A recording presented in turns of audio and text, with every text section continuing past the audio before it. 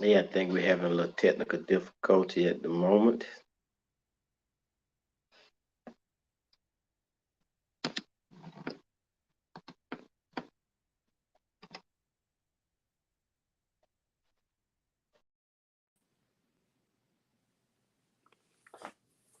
Good evening, everyone. Welcome to Let's Deal with It. I am your co-host, Collis. We have a great show lined up for you tonight, with the main host, Victoria. We also have a special guest who's going to be here to talk about mental health, and then we got the OG. You know the OG, pops, the preacher man. You know, we're gonna get into it tonight and deal with mental issues, mental trauma, because a lot of the conversations we've been having on this show all stem from some sort of mental dysfunction. So without further ado, welcome to Let's Deal with It, and let's deal with it.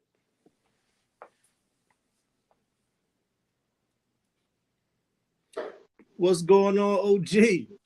Hey, life is good. Good to be here, man. Good to see you. Definitely, man. I'm having some technical difficulties. I'm in this little slit screen right now, so they can't see the full ensemble, but I got dressed for the occasion today, you know? Yeah, but as the old man used to say, boy, you so sharp, boy, you cut the wind every time you walk, boy. Oh man, but yeah, I'm looking forward to this show for sure. Because everything we've been talking about on the show been pretty much based around mental health and mental trauma. Right, Whether it happened to you as a child or in the midst of relationships. I mean, that's the strongest muscle we got, right? We do a lot of right. working out, but when we used to work as a personal trainer, I used to always say the strongest piece of equipment in the building is the front door. You know, like you got to get your mind to the door to Come lift the on. door, and you can lift the rest. You know, Come like on with it. Come on with it. Amen to that. I'm excited. I have like 10 different topics, levels of disorders, which is going to be great. definitely. The guest is powerful. She's good. She's going to give us a lot of things. Then we're going to talk about something that I really want to talk about. The church, demons versus bipolar disorder, mental illness. That's a good Yeah, one. that's rough when you put demons on medical conditions for sure. So it's Yes, definitely gonna be a good topic. yeah. So we're going to deal with it, and I think it's important that we talk about this. So I'm just waiting. We're having a little technical difficulty, but we're gonna make this thing happen. Oh, that's for sure. That is for sure. We're waiting for the host to swing through and do what she do. She was looking amazing backstage. She had on a colorful shirt, you know, looking like Yes, one of she those little was. prisms, a kaleidoscope. You know, she was looking. She was just as colorful as she wanted to be. Hair was laid. So that's for sure. But from a Yes, personal yes. standpoint, I know when it comes to like mental health, it's a battle that I definitely had to fight severely, relocating to be closer to my daughter and leaving everything behind and moving to another state. I definitely went through a lot of mental disorders, and I even ended up having to get a colonoscopy because I was having stomach issues. My mental health was so bad, I actually made myself sick just because I Wow. was in my head so much, to the point where my stomach was hurting and I couldn't I had gas, like everything would make me burp. I couldn't stop burping, so I had to Wow. have a colonoscopy to make sure to rule out anything severe. So you can literally worry yourself sick if you just keep letting your mind just run like that. And I'm living proof Amen. that that Yeah. can happen. Amen. I think we all, if you look at when I give this 10 different, actually it's more than that, but they dealing with the 10 most common. We all have experienced one or another at some point of time in our life. Some are more severe than others. I think everybody have felt depression. I'm sure somebody been depressed over something, especially you ever been in a relationship and there's a Definitely. breakup. There's a breakup. If you You if done you felt if you depressed. never been depressed, and you never been depressed, you never been in a relationship. Yeah, so everybody's been depressed over something. My father's death, I found myself depressed for a while, like 3 months. I had to Hmm. shake it off. So everybody has, even And the job. scary part about that is like functional depression, because you still can function normal. Like to the outside world, nobody can think nothing. Like you can spend years, you can be depressed for years and nobody not even know it, not even yourself. Correct. You just have moments where you break down Yes. once a month. So it's definitely a situation that and I guess when it comes to mental health, because we don't it's real taboo to talk about in a lot of different corners of the world. It's hard to actually really deal with, especially as a man. You don't really want to talk. It just sounds weak. Having anxiety disorders and things like that. Like it just sounds weak. And just because you didn't grow up with those, that means you can't develop those later. Right. And that's true, because when you begin to look at when I go down to 10, and I give you the age theirs, in which most of the time some of them hit at early 30s. In your 30s you don't begin to really experience these things. To some of them are earlier than that. They're noticeable, but way in your 30s, you can go in your 30s and before you realize that you even have any of this top 10. I haven't named it yet because I'm waiting for the host to come on, but the top 10, I just 10. It's more than that. A job change sometimes can bring anxiety. Oh yeah, definitely. A new job. Any abrupt change to your normal routine can cause a certain level of mental trauma for sure. Right. And I moved from one state to another and lost $30,000 in salary. So like money always brings trauma. You be I know you were stressed out over that. Listen. And I also I can have a relationship with my kid, and like my kid was so young, it was like it's not, and I was still going through with my child moms. It felt like the payoff wasn't right. I was like, man, this ain't right. I need to go back. You know what I'm saying? And then you're starting to have financial hardships based upon that sacrifice you made, and you constantly trying to weigh the two against each other. You know what I'm saying? Like I got money, but I don't got time. I got time, but I ain't got no money. You know what I'm saying? Like, you just bouncing back and forth. And all of those highs and those lows, those lefts and those rights, mental disorders. For sure. Yes, without a doubt. So I can relate, man. Trust me, I can relate on that point. Trust me, I can.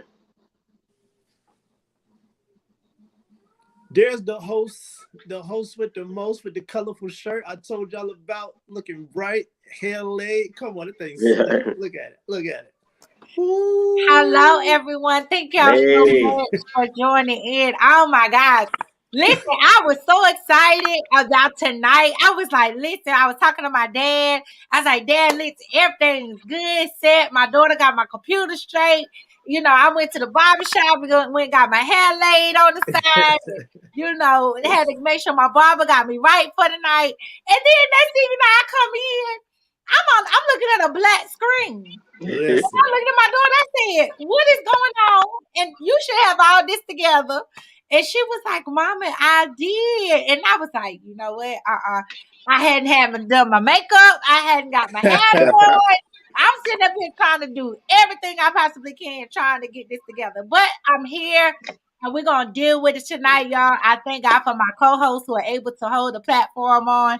Dan, you was on. You were just live. You were just sitting there looking at the screen. Oh, I didn't know. So... we were talking to you in the chat. We was like, you're live. Go live. I didn't know. I thought we was having technical difficulty. Hey, Carlos, thank you for coming in and then saving me. Hey, I didn't know. I say, man, we still having technical. You didn't hear me say, oh, we having technical difficulty. I kept trying to tell you in the chat, OG, you live. Go ahead. And you said, right. We was like, Dad, what you doing? I was like, Dad, you sitting there looking like a mannequin. So listen up, y'all viewers. Those of you you know how we do it. You got your cell phones. Go ahead, tag, like, share. Go ahead and share this. It is public. So whoever is on Facebook or not on Facebook, you definitely can at this very moment go ahead and tag and share, because we're about to get the conversation started. We have been delayed of time, but I believe, and as I share with our special guest, that we will do a part 2, because I really believe this is not something I could just do one night and then not be able to tackle another part too, because again, this is a lot of information and we want all of you on here tonight to get the information, get all the information you can. So whatever questions and concerns you have, you get to bring them, and I get to refer them over to the special guest. So I don't want any of you to feel like, oh shoot, it's just gonna be a one time. I was telling her on tonight, we're gonna have to have a part two, because I know the information on tonight, it's not gonna be just a little bit, it's going to be a lot. And so without further ado, y'all know who my co-hosts are, but without further ado, and I know her as Lady Shay, okay? And she is based out of Ohio. She's going to share all that stuff to you guys. Long story, we've known each other for a while. I'm just grateful and honored that we kept our relationship going over the years. And I'm just excited. So let's get into it. I bring you no other than the counselor herself, who is licensed all the way out of Charlotte, North Carolina, the only Miss Jessica Johnson. Hello. Right. Hello. Thank you. Hey. Awesome. That was an introduction that I wasn't ready for. I said, Terrence, what's she talking about? Who that person? Oh, it's me. It's all you. All you. Well, praise God. It's awesome. Thank you for having me. Thank you for having me on tonight. And I love the topic of mental health. It is what I do. It is a part of who I am. And so I love talking about it. I love doing it. So we're going to get these questions going and see where God leads us. And also what I can give from my own personal testimony and from the work that I do on a daily basis, and how mental health has challenged me and challenges people on a daily basis. But it also is something that a person can get better from. Things can change. Amen. Things can happen. And if you have the tools, the right person to walk you through it, you definitely can change your life. And I'm a believer in that fully. So, amen. Thank you. Thank you. Can't hear you. Can you hear me now? Yes. Okay. So, Miss Johnson. Yes. Tell us a little bit about you. Who are you? Who is Jessica Johnson? Jessica Johnson is a combination of things. I am a wife, a mother, a first lady, a counselor, a preacher, a teacher. I'm all those things, but more than that, I'm a child of God. Amen. I am a mental health counselor licensed. I'm certified in trauma therapy as well.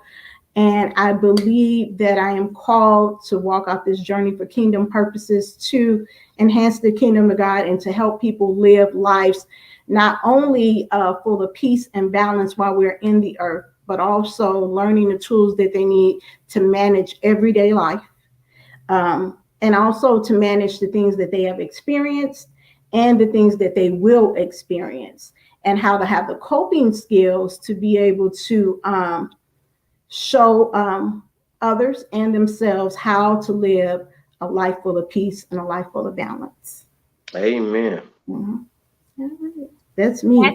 That's awesome. Yeah, oh, that's awesome. And not to take away, we do give honor to your husband, Pastor Terrence Johnson. He's also their unit, So without, I call her Lady Shay, but y'all know her as Miss Jessica Johnson, okay, on tonight. So if you hear me say Lady Shay, I can do that because I know her as Lady Shay. But absolutely, she is awesome wife to Pastor Terrence Johnson. He's not on here, but I'm sure he's close by to where he's supporting his wife tonight. Okay. And what I hear all the time from Pastor T is, I can't do it without my wife. My wife, she does everything. Let me consult with my wife first, and let me just see, and then we'll get back to it. And this and that. And I'd be like, okay, Pastor T, no problem. He's like, my wife, she handles everything. So I respect the man when he comes to say, listen, let me get back with you first before I make the decision. Let me talk to my wife. So he does that often. And I love Pastor T. And I had the honor and privilege of being able to pastor the both of them when I was in my previous marriage. And so they're awesome people. Awesome people. And so it's good to have people like Lady Shay and Pastor T on your team and still support you. Even after the marriage, they still support you. All right. And so we're just gonna go right into it with the questions. I'm sure, as I told my daddy, he was gonna start it off. So Amen. the conversation, Lady Shay, you and Dr. Tarver talk, and then Collis jump in, and then I'll jump in. Because this is more like, for example, for me with mental health, I've had the pleasure of having Lady Shay counsel my daughter in the early stages of my marriage. And there were things going on with Jayla, and Lady Shay can attest that she couldn't tell me all, but she could be able to depict right then what was going on with Jayla. And she said, we just gotta talk. We have to talk. I was like, oh my goodness, Lady Shay, is it that bad? But she was honest, very forthcoming. And so if you are in the if you are okay, yes, sir. Thank you, sir. That's my co-host. Thank you, sir. If you are in the Charlotte, North Carolina area, I know some good people out there, good friends. If you are out in the area and you're looking for a counselor, therapist, all of that, Jessica Johnson is the person. So now, without further ado, I'll turn it over to my co-host, Dr. Daryl Talbert.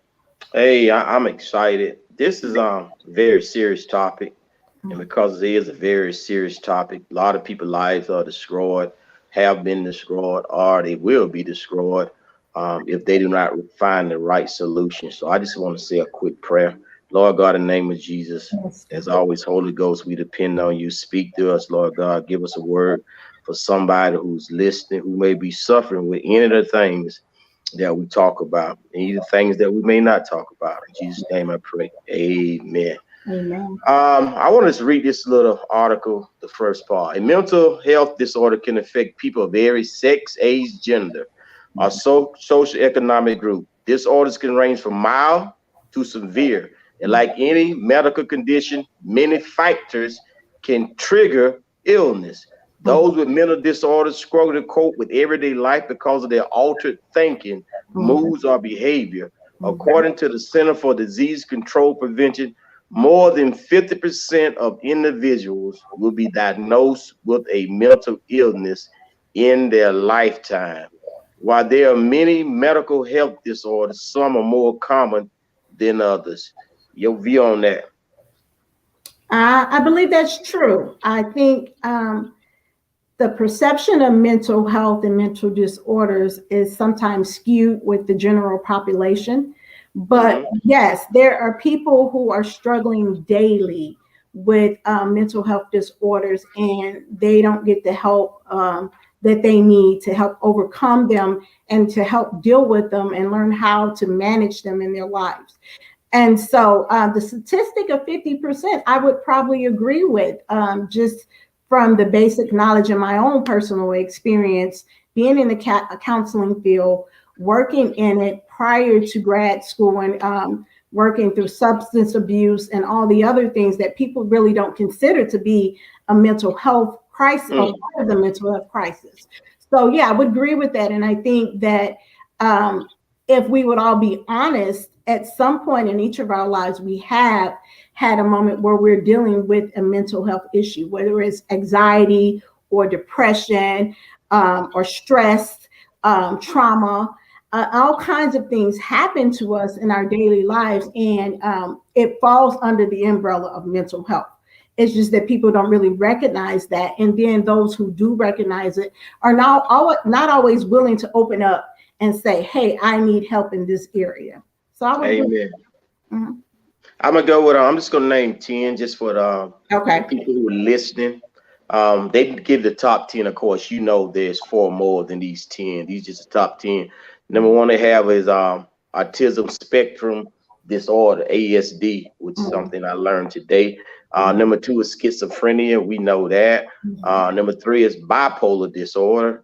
Number 4 is obsessive compulsion disorder, OCD. Number 5 is anxiety disorder. Number 6 are phobias. Number 7, and you mentioned this right here, which I would never thought is disorder, which is substance use disorder. You know, I never saw that as a mental health issue. Number 8 is eating disorder. A lot of people don't know that that's a mental health, eating disorder. Number 9 is a personality disorder, and number 10 is a mood disorder. So those are the top 10 that's ranked according to this study. I want to deal with schizophrenia for a minute, because when I look at that, that seems to be the more severe. Say schizophrenia is a serious mental illness that can cause people to have delusions, hallucinate, or show no emotions at all. Individuals with schizophrenia can have difficulty thinking clearly, managing action, making decisions, and relating to others. Although the order can occur at any age, the average onset tends to be in the late teens, early 20s for men, and late 20s to 30s for women. Have you ever diagnosed anybody with schizophrenia? I have not. I have not diagnosed anybody personally with schizophrenia. Generally, with schizophrenia, that diagnosis happens a lot in hospitals and in residential facilities, inpatient. I have always, for the most part, worked in an outpatient facility or a partial facility. It is not my specialty, but yeah. And it's not, because it's a very difficult thing to deal with. And I personally like to work with people who are more on the, what I call the working well, people who have disorders that are more easily needed to be dealt with on a daily basis. Schizophrenic individuals are people who need someone who has an ability to deal with the changing personalities that they will have. They go through a lot of changes, and it's very hard to get them to focus and stay on the meds. And it's just not something that I choose to personally make a specialty of mine, and have a lot of people who in my practice or that I work with who has that disorder. But yeah, and I think it's just, for me, it's one of those red things for me. I had a friend who had it, and who had a late onset when she was diagnosed with it, and it was one of the things that triggered me very well, because we were very close. And so when I got into the field, I was like, no, that's not what I'm going to deal with a lot. You don't enough to know what I need to do. You have to know. You have to know what you're good at. You have to know what triggers you. You have to know what type of person you are. And so for me, that is one of the disorders that I would refer out. If I had somebody come in and need help with that. This is very common here now. I've seen this a lot, because I may not have it, but I've been around people who have it, so I'm able to notice it. I'm pretty sure you'll be able to. Bipolar disorder. I did a show when I was on the radio, 99.5 radio. I did a show on bipolar disorder, and I had somebody that was on there who had it. When they talked about it, people recognized it. But bipolar disorder is one of severe mood disorder that leaves people with emotions swinging from very high magnitude, hazardous low, depressive. The extremes are so severe that they can damage relationships, result in poor academic or work performance, possibly lead to suicide. It's estimated that 2.6% of the U.S. population is diagnosed with bipolar disorder, and over 83% of these cases are severe. Most people with bipolar disorder are diagnosed by the age of 25. Now, I find that a lot of people in the church are bipolar. Trust me. I never really did it until God brought somebody to my church, and after talking with him and he's educating me, I was able to really see it. So what you think about that? Yeah, bipolar disorder is more common than we think. You know, people experience it on different levels at different times. One of the biggest things that I see with those that I have worked with bipolar disorder is their ability to really remain on medication that helps them stay stable. And so they start to feel better, and they stop taking their meds, and then manic high or go into a depressive low. With bipolar, it's very you need to follow the treatment in a way where you're going to have therapeutic treatment and medication. You usually need both to have to be able to come to a place where you're living pretty balanced life with it. There are people who seem to think that they can be cured from their bipolar in a lot of ways. And so I hear it a lot. Oh, I don't have it anymore. And, you know, the question becomes then what happened that made you not have it anymore? Where did it go? What happened to the medication? What happened to the symptoms? Well, it's usually because at that point they're feeling okay. And there's some new research, and I won't get into it a lot because I don't know as much about it, but linking trauma to bipolar disorder. And I'm very interested in that because with trauma, it changes the way your mind works and the way your mind functions, and is being listed that it can also lead to bipolar disorder. So bipolar disorder is it's more common than we think. And you know, it's kind of becoming that cliche thing, oh, she's bipolar. But when we say these things, or people call themselves bipolar, or say, oh, she's bipolar, or I'm bipolar, so just excuse that, they're really bringing down and taking away the power of what it really is, because people who are really dealing with it really need to be able to understand, no, this is a medical condition. This is not just about the way you feel today. We all have highs and low days. We all are happy some days and sad some days, but this is really a condition that is changing the lives and minds of people. So we need to really be careful when we say those things and when we put them out there in a way that allows us to think that it's almost a joke, or it's cool to have that. But you know, I won't go into all that, you know, but bipolar disorder is one of those common things as well. And that's powerful. I'm gonna let College jump in after I say this. One thing I found interesting about bipolar disorder is it is hereditary. Yes. It is passed on in the gene. So if somebody in your family have it, it's a possibility. It can be passed on to you. And I found that very interesting. And then I found this very interesting, that they are functioning bipolar. This people with bipolar, they're not to the point to where they have to get on the medication, but you know, they right there, you know, they exhibit some of the characteristics, but they sit right. And I think that's kind of dangerous because they sit right there and they share the same traits as somebody who's crossed over and need the medication. And what you have to remember with that, though, is that, you know, we're all going to be when in any illness, there is different levels of people who will have it. If you have diabetes, your A1C be 12, and the next person's maybe 8, you still are a diabetic.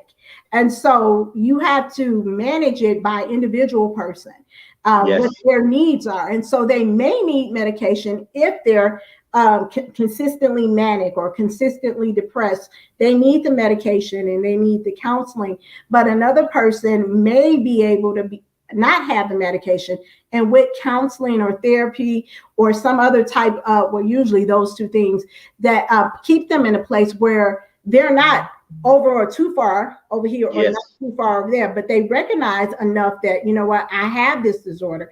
I'm going to use the coping skills that I've been taught and the things that I know in order for me to be able to manage my condition. And so you have to, you know, you have to look at it at that, look at it on an individual basis, because everybody is different. And so there is no one-stop shop or one way of treating that works for everybody with any mental health disorder, including bipolar.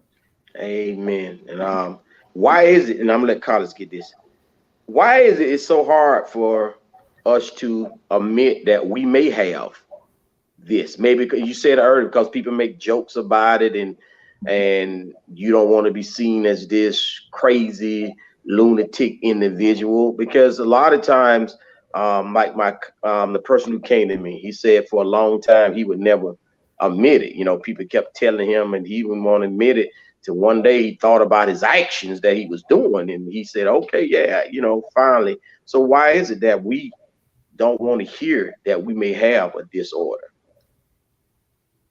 Are you looking for me or comments? I mean, no, you. I'm gonna let Collins come in after this question. oh, okay.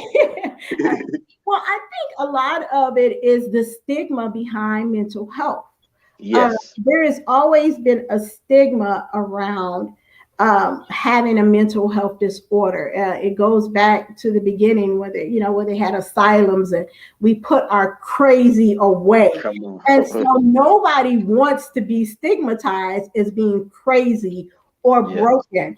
Most of the time, we don't want to admit that something is wrong with us. And with mental health, it's easy to say, okay, I can hide this one. You can't hide too long if you got cancer. You're going to have to do something. If you got diabetes, you're going to have to go get treated for that. But with mental health disorder, you can find ways to cope through it most of the time. What happens is that most of the time we found maladaptive ways or negative ways to cope with these things. Oh, wow.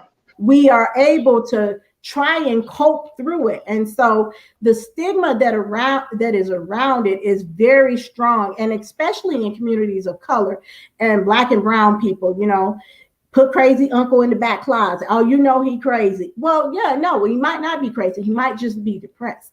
He might be sad, or he might be schizophrenic, but why not put him in the front? And so we can see it, and then we can take him to get the help he needs.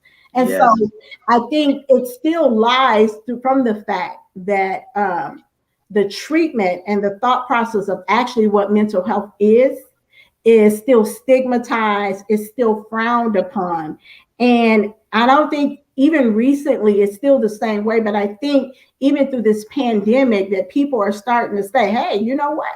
There's a little bit more to this because I cannot cope any longer like I did before. And so since you can't cope anymore, where is the help at?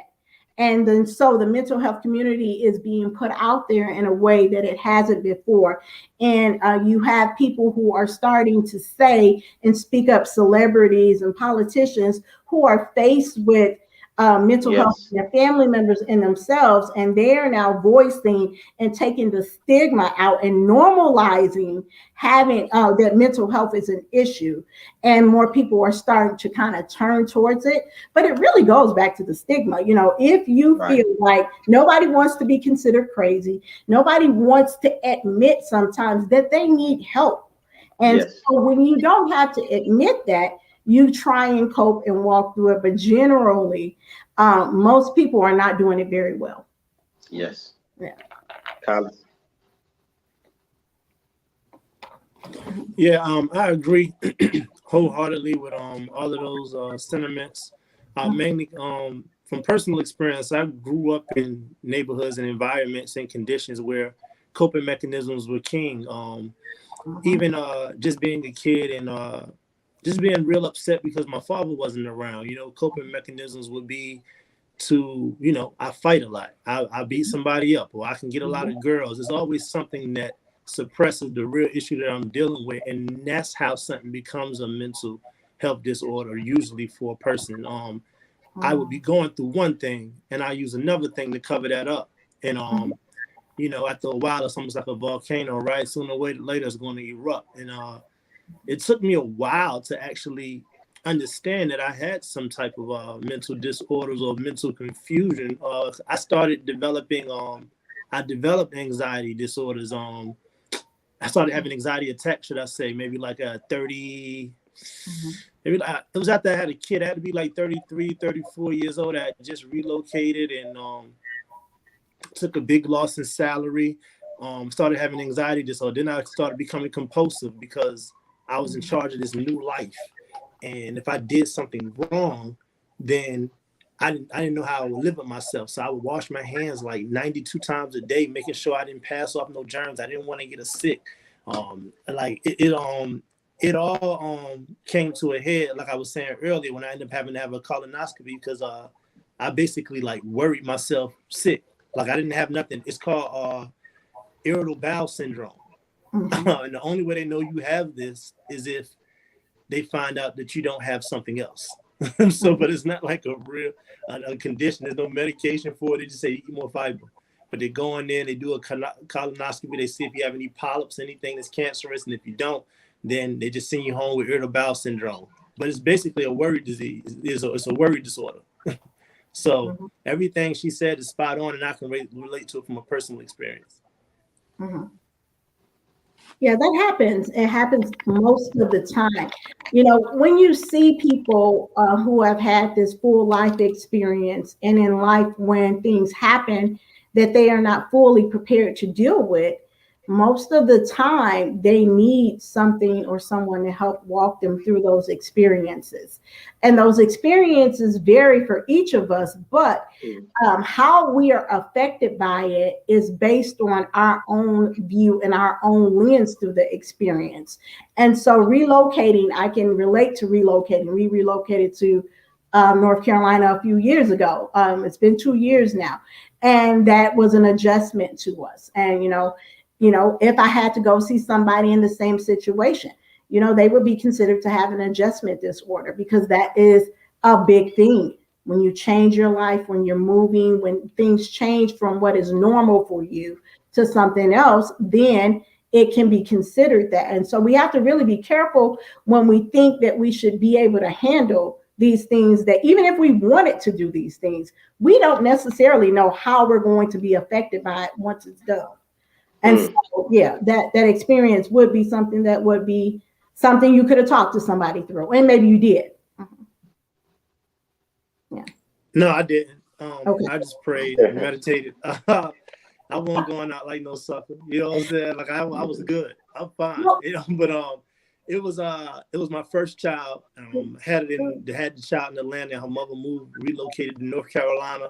And I just started having all these memories and flashbacks of like my daughter not going to know me the same way I don't know my dad, and it started triggering all the stuff that I felt when I was a kid, and I don't want my daughter to feel. So I just up jumped and left. But so why did you feel like that was financial hardships? Can I ask you felt like that was going to make you come out like a sucker if you went to talk to somebody? Yeah, definitely. But definitely. Why? What was your mindset about that? And now you're talking about I'm 37. I was 31, but yeah, definitely I was 33 maybe. Yeah, definitely. I wasn't going out like that. Like, you know, I ain't anxiety disorder, like anxiety attacks. Like that ain't nothing, you know what I'm saying? My mother got 6 kids. She working 2 jobs. She ain't never had one of those. How I get to have one? You know what I'm saying? Like you got to be strong. You got to be tough. So in my mind, I was thinking it was just my mind. This is not real. Like this is just like I just need to stop worrying. And this is not real. But it was really real. It was very real. And it had to sit me down before I could understand that it actually was real. But I was just gonna keep on pushing until I had to have that day surgery. I was like, okay, there's something to this. You know what I'm saying? Like, but and just like, you know. Go ahead. No, go ahead. I'm sorry. But your response is like, did I receive? First time having a kid, relocating, salary pay cut. Then I'm also dealing with I moved to North Carolina by myself, so my family was still in Atlanta. So it was just it was a lonely time because when I had my daughter, I had her, but when I didn't have my daughter, I ain't had nothing to do. I was just out here on the island for the most part. So I had somebody said a typical thought of a man. Oh, definitely. Listen, I'm a man. I'm a man all the time. I don't know nothing else to be now. I'm gonna tell you, I've grown, but at that time, you would not get me to talk about that, what I was going through, because I wasn't gonna be no victim. I'm a victor. I'm not a victim. So my child moms ain't doing nothing to me. I'm fine. I ain't going through nothing. I'm just gonna be out on the other end. You're gonna see me later. You know what I'm saying? Like, but I had to slow down because it started like I started bleeding on my child too. You know, I started becoming more short-tempered. You know what I'm saying? And I wasn't happy when I was spending time with her at times. It was almost like a job, and it felt stressful. It felt like, and I'm like, this ain't what I thought parenting was going to be. And a lot of people go through mental disorders and things like that when you first time you become a parent, because the way they set up parenting for you ain't what parenting really is. You know, like it's a lot that comes with being a mother or a father that nobody tells you about until you in the ring. You know, I had to learn that on the fly. So, anxiety disorders. Anxiety disorders are the most common mental health condition in the U.S. and include OCD, panic attacks, and phobias. It is estimated that 40 million adults have an anxiety disorder. We all have anxiety at some point in our lives, but when feelings of intense fear, distress, limit daily functioning, and anxiety disorder may be present. Your thought? Ooh, anxiety. That's why I feel. Yeah, that's it. Comes in all forms. So. Yeah, anxiety is definitely that. I suffered with anxiety from time to time, and personally, so I know the effects that it can have on a person. One of the things that anxiety does, and one of the ways I don't think most people recognize that they're suffering from anxiety, is comes from their ideas of perfection, how things should look, what they should be doing, how their life should be, what their expectation is for themselves and other people. Right. And what they end up doing, and what I find in practice is I find people who have anxiety, what they do, they're cycling. I think it should be this way. It's not that way. It's not going to be that way. I can't get it to be that way. And they cycle through worry, depression, sadness, worry, sadness, wanting it to happen. And as they're cycling, their physical symptoms are kicking in, and they're not able to manage it anymore. And it's panic attacks, and there are wanting to have control and trying to fix things, especially like when you mentioned OCD. A lot of with OCD, it is our mind. And some people really, it is just about their mind. They cannot get their mind to change. But a lot of the times there are some people who with those kind of disorders who really want to have a lot of control, and who at some point lost control. And the compulsion or the anxiety allows them to feel like they're in control at that moment, because it's like, I can control this. And it gives them something that they need in that moment. And so it is a separation, because there is some people that just have anxiety. Their mind and their body is set up, and they have the disorder. No matter what they do, they cannot control their worry, the restlessness, the panic attacks, and all these things that go along with it. But then there is a certain part of people who have anxiety who are really doing more struggling because of their mindset. Yes. And so a lot of it is all pretty much based in the mind, but there is a part of our mind that we can change. And then there's a part of our mind that we have to change through maybe medication and maybe therapy. But we really have to, when we look at anxiety disorder, it can start in early childhood. It can go all the way up to the elderly. Some people get it for a certain amount of time and they can manage it and it goes away. And some people are constantly living with anxiety on a daily basis. And so it is one of those things that, you can learn to manage your anxiety, but you have to be willing to say that this is an issue. And also sometimes it requires you to dig into things and process things that you haven't been willing to process, to figure out what is the trigger of your anxiety? Where did it come from? If it was involved in something that you thought, something you did, the way you live, and something that you experienced. So you got, with anxiety, it's such a broad thing that you have to really, and I always believe that you go back and you case by case, individual by individual, and you look at these things to figure out, what does this person need? Versus just looking at them and saying, okay, symptoms of anxiety. Well, no, that's not what for you. Let's look at what's going on with your anxiety, your life, your lifestyle, and then we come up with a comprehensive plan that works for you. And so there's no one-shop stop with anxiety, with any of it. But with anxiety and depression, it is so broad that we really need to look at it in a more I think we need to bring it in and look at it in a smaller way that we individualize it and allow the person to look at their experience and then figure out how we treat it. Yes. And I think some people can relate to what I'm about to say. And I think this is a cause. I'm a perfectionist. So would that set it up for anxiety to come in for people who have a perfectionist issue? So are we setting ourselves up for anxiety. You are setting yourself up for anxiety. Why? Really, you really are. Because perfection does not exist in humans. Now, yeah, God is perfect, but we are not God. And so there is no perfect person. There's no perfect situation. There is no perfect timing. It all aligns with doing your best, being intentional. But when you set up for perfection, you're setting the bar up here. And you're trying to reach this bar that you will never reach because it really doesn't exist. So you are seeing through your hand this imaginary idea, because it's your idea of what it is.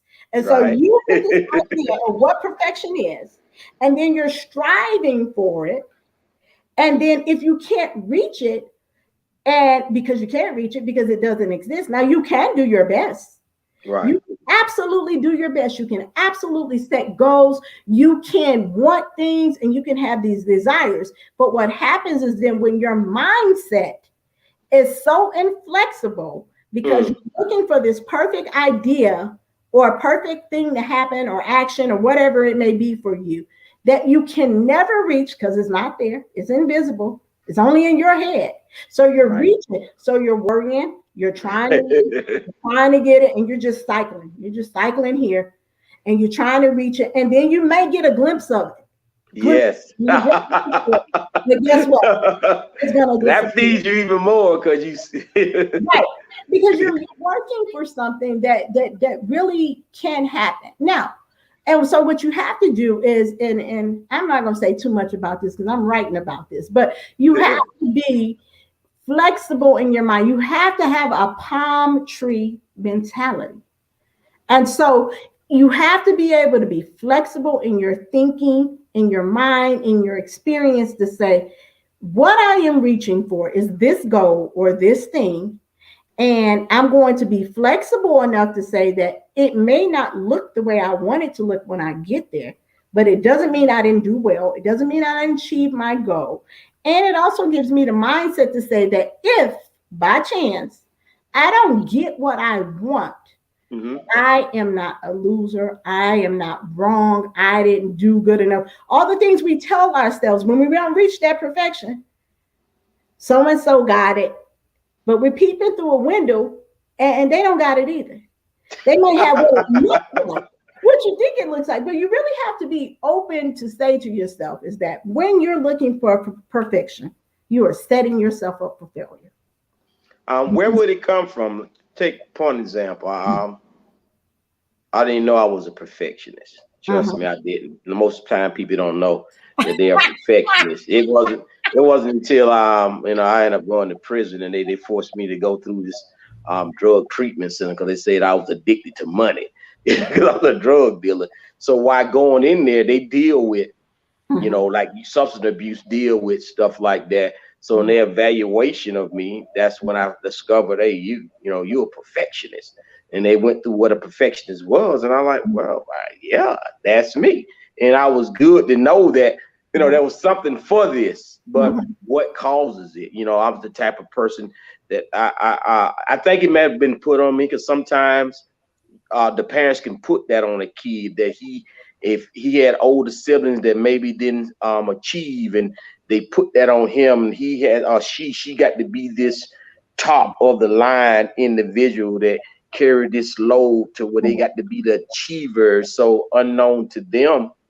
I'm just guessing, that's your profession. I'm just rationalizing how I may could have got to that point, to had to win a basketball game. I don't care what you did. I had to win. Can't lose. Got to win everything. We can play a friendly game or jump rope or something. Got to jump the best. So it's always this tier that you got to be to, and even if you did reach it, it's another one. You constantly. So where would that come from, though? I mean, it can come from a lot of things, but it usually is our own experience. Somewhere along the line, there was an experience or multiple experiences that happened that led you to the belief that you had to be perfect, or you had to do everything right in order to be what was it for you? In order to be good, to be accepted, to be loved, to be, what is that thing that the perfection leads to for you? What do you get from the perfection?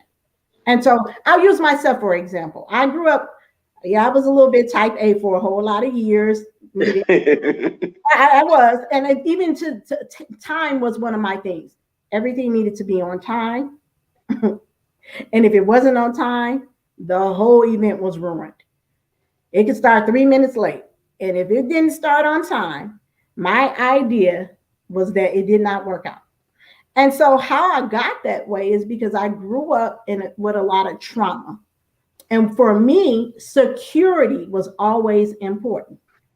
And how did I feel secure? I wrapped around myself the ability to control. What did I need to control? Everything that I could.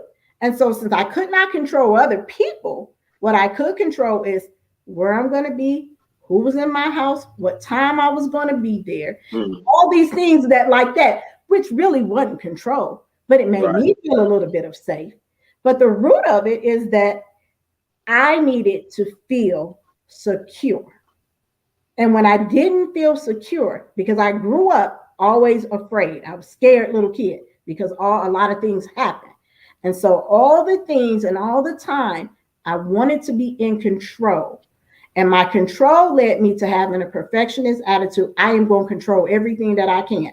Time, where I go, who could come in my house, who could be in my car, those things, anything that I control, where I was going to be. And any time that things got out of my control, let's say started late. Why is that important? 5 minutes late shouldn't be a big deal. For me, that's a lack of control. Well, it was control. I'm better now. But yeah, and so you got to, it takes a while sometimes for people to figure out what that thing is for them. It could be a kid who says, whose mom says you got to be the best, or you, or your sister is better, and so you need more love in the house or more attention. And so the only time you got attention is when you did well. And so then you try and do well at everything. I mean, there are a variety of reasons that get people to this point. Or I didn't fit in. And so the people that I wanted to fit in were the smart people. And so in order for me to be in with the smart people, I had to get all A's. There are a variety of reasons that people get those control moments, but it really is about control. And it's about a person not being ready to allow themselves to live in the space that they're in, and be okay with it however it is. Because we will always learn more and adjust when we need to. But most of the time when we are looking for control, which is part of the ideal of perfection, when I do it perfect, I am. What is that? I am for you. I am good. I am loved. When I control this, I can control who loves me, who's going to give to me, what I receive. And so when you have that and you are not flexible in your thinking enough, and you are not healed in a space where you know who you are well enough, then you seek this idea of perfection with all you got, instead of seeking healing and understanding of who you are in the place that you are, which will align you to be able to have peace and allow you to know that you are okay being who you are, and recognizing that nobody can be better at being you than you. And so it's a full process. So I can't tell you exactly what it was for you. You did great. You trust me. You covered bases. You did great. Trust me. I'm about to jump in here because go ahead. Lady Shay, you done read me all the way. I think that's why me and Lady Shay we are close knit and stuff. And so with things, and this is a personal experience, being transparent. If it's not perfect, I don't want no parts of it, like at all. I'm like, you know what? No, I can't do it. I mean, college didn't even know how I was when I was modeling. When I model, I mean, the turns had to be sharp. They had to be boom, boom, boom. And the reason why, and he could give me my props, he don't give me my props. So the reason why Carlos is the baddest model ever and he could pose is all because of Mark. And so I was perfect. And listen, we was all the way together.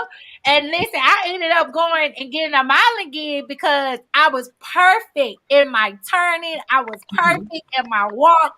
I'm long legs, you know.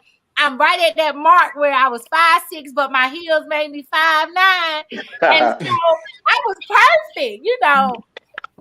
And so to be able to be a perfectionist, you're right, it's security. Because the stability part for me, because my childhood was traumatic. It really was. So I was scared but gangster. I was scared, but I would tell you how I was. And I would use, and what would happen is I would pull. If I feel like I was being bullied or boxed in a corner, I would pull. I can right there, it's in my mind, and it would be right in me, and I will pull deep down from that pain. Oh, baby, and I will give you all I got, like literally, because that's just how I felt, you know. And even still now, I'm still working through it. I'm working with my therapist. I'm working through it because if I feel that I'm boxed in the corner, baby, I'm putting my gloves on and I'm going to work with you. Like, you're going to know it. You're going to feel it. You're going to feel everything that's in me because you done put me in this box. And I feel like you done cornered me. You know what I'm saying? And so now my daughter, she was like, Mommy, oh my goodness, me being super smart while Lady Shay was talking. I'm a perfectionist. That's me, Mama. And my daughter is the same way. My daughter is the same exact way. So I see where, like you say, the stability part and the security part. Like if I feel, and this is even now, if I feel I'm unsafe, I can't be around you. I just can't. My antennas go up just like that, and I'm like, this ain't even safe. And it's like I have magnifying glasses on, like I know this is not gonna go well. And see, I had always had this mindset of being passive aggressive. You know, I used to be passive about stuff, but then how I really felt came when I fueled, you know, how I really felt when I got into a whole heated argument. Oh, how I really felt, you knew how I really felt because that's what you got. Absolutely. And so I know I've been called many names and been called crazy, and that's what you think of. But I'm like, wait a minute. Now, maybe many things, but crazy, I'm not. But what I had to start to embrace, Lady Shay, was it's okay that I'm crazy. If you want to make me feel like I'm crazy, that's fine. But I know I ain't wrong. Now, my discernment ain't off. I know what I know, and what I do know, I know well. Now, my mom said I wasn't born yesterday, but what I do know well. And so I think with me, just listening to you, Lady Shay, because you out the box now. Because the Lady Shay I met 5 years ago ain't this Lady Shay I'm looking at on this here live. Oh, wow. So you guys are seeing, because Pastor T, I'm going to throw you out. I'm going to throw you on the bus real quick. He would text me, Lady V, you busy? No, sir. Can I talk to you? I said, sure. I just need you to kind of push my wife just a little bit to get her out there. You know, just talk to her. You know, Lady B, because you know you outgoing and you this and you that. And I be like, Pastor T, it'll come in time. Just give her space. Because Pastor T, he a teacher, he a talker, he's the social butterfly. That's Pastor T. But Lady Shay, 5 years ago. Now this Lady Shay today that I'm seeing, I'm loving. I'm loving this Lady Shay. I knew she was coming. Lord, I knew she was coming. But I said all that to say, the information that I have now and the tools Lady Shay was applying to me off screen, I've learned how to have a better relationship with my daughter. But I even went back to those notes then. I was in the car on bus run. On the bus run, listening to Lady Shay talk to me to ask Jayla the right questions. It was the right questions to get the right answer. And her answer used to be, I don't know, or she'll just look at you like you're dumb. Like, I can't. But I had to break those barriers. Like Lady Shay told me, to get your child to talk, they must, for one, feel safe with you, and you must be trustworthy. So that means whatever you guys talk about, you can't breach that. You can't go and tell somebody else or put them in a place of feeling embarrassed. And when I learned that, and I'm still getting there a little bit, because she was like, Mommy, why did you do that? I'm like, Jayla, it just came out. She said, oh, no, it didn't just come out. You just did it. But I'm doing much better now than what I used to do, because I grew up in a family where you go to grandmama's house, grandma didn't know nothing about it, but now grandma know, because my mama mad, and she done whooped my tail for whatever I've done, and came back over here and done told all my business of what I did. And she said, well, if you did it in public, you know the saying, you did it in public, you're going to get very embarrassed in public. But I'm also learning that it's a trauma that comes with that.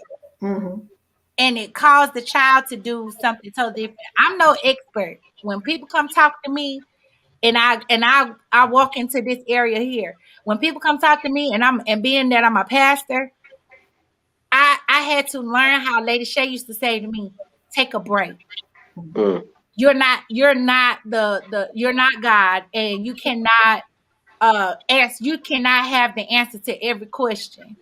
And it used to be where I would be overloaded with inboxes, conversations of people, and I'm thinking I told my friend this, or I talked to my mom about this, and I'm bringing in all these conversations in my head at one time, thinking that I'm having these conversations, and I'm just like, you know what? I'm just overwhelmed. So this leads me into that introduction there. Lady Shay, why do pastors feel that they're the mental health therapist, the trauma therapist, the counselor? They, even though they are counselors, but why do they deal with things from the natural standpoint, and then later on demonize it? So I think I'm asking you two questions in one, but you, let's say you break it apart and deal with it however you want to deal with it. But you know what I'm trying to say. How is it that a pastor think that they can be the mental therapist, the trauma therapist, the rescuer, all of this stuff, the counselor, marriage counselor, all it is, and then they turn around and demonize it? It's dysfunction. Dysfunction on who part, let's check, because you know you real with it. Dysfunction on who part?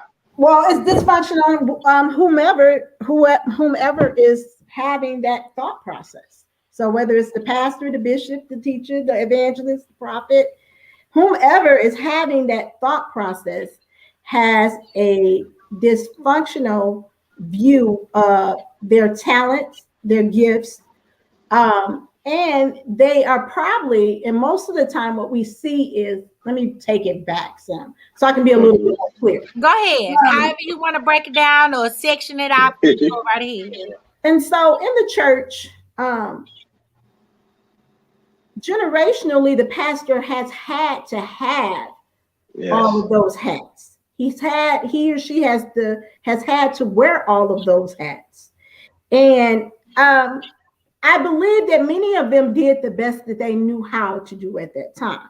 Yes. I think that what is happening now is that the newer generations, or as times are changing, the church is not changing, or it is not changing fast enough. And so what we are doing as a church, and as those pastors and teachers and leaders are doing, they are taking the same mindset into a new generation. And so they feel that they are qualified to do all these things, and they are not. They may be an excellent pastor and an excellent teacher, and they are able to counsel people through some situations, but they are not trained to handle certain situations, certain mental disorders. And when they are not trained to do that, they do the person a dishonor by trying to do it.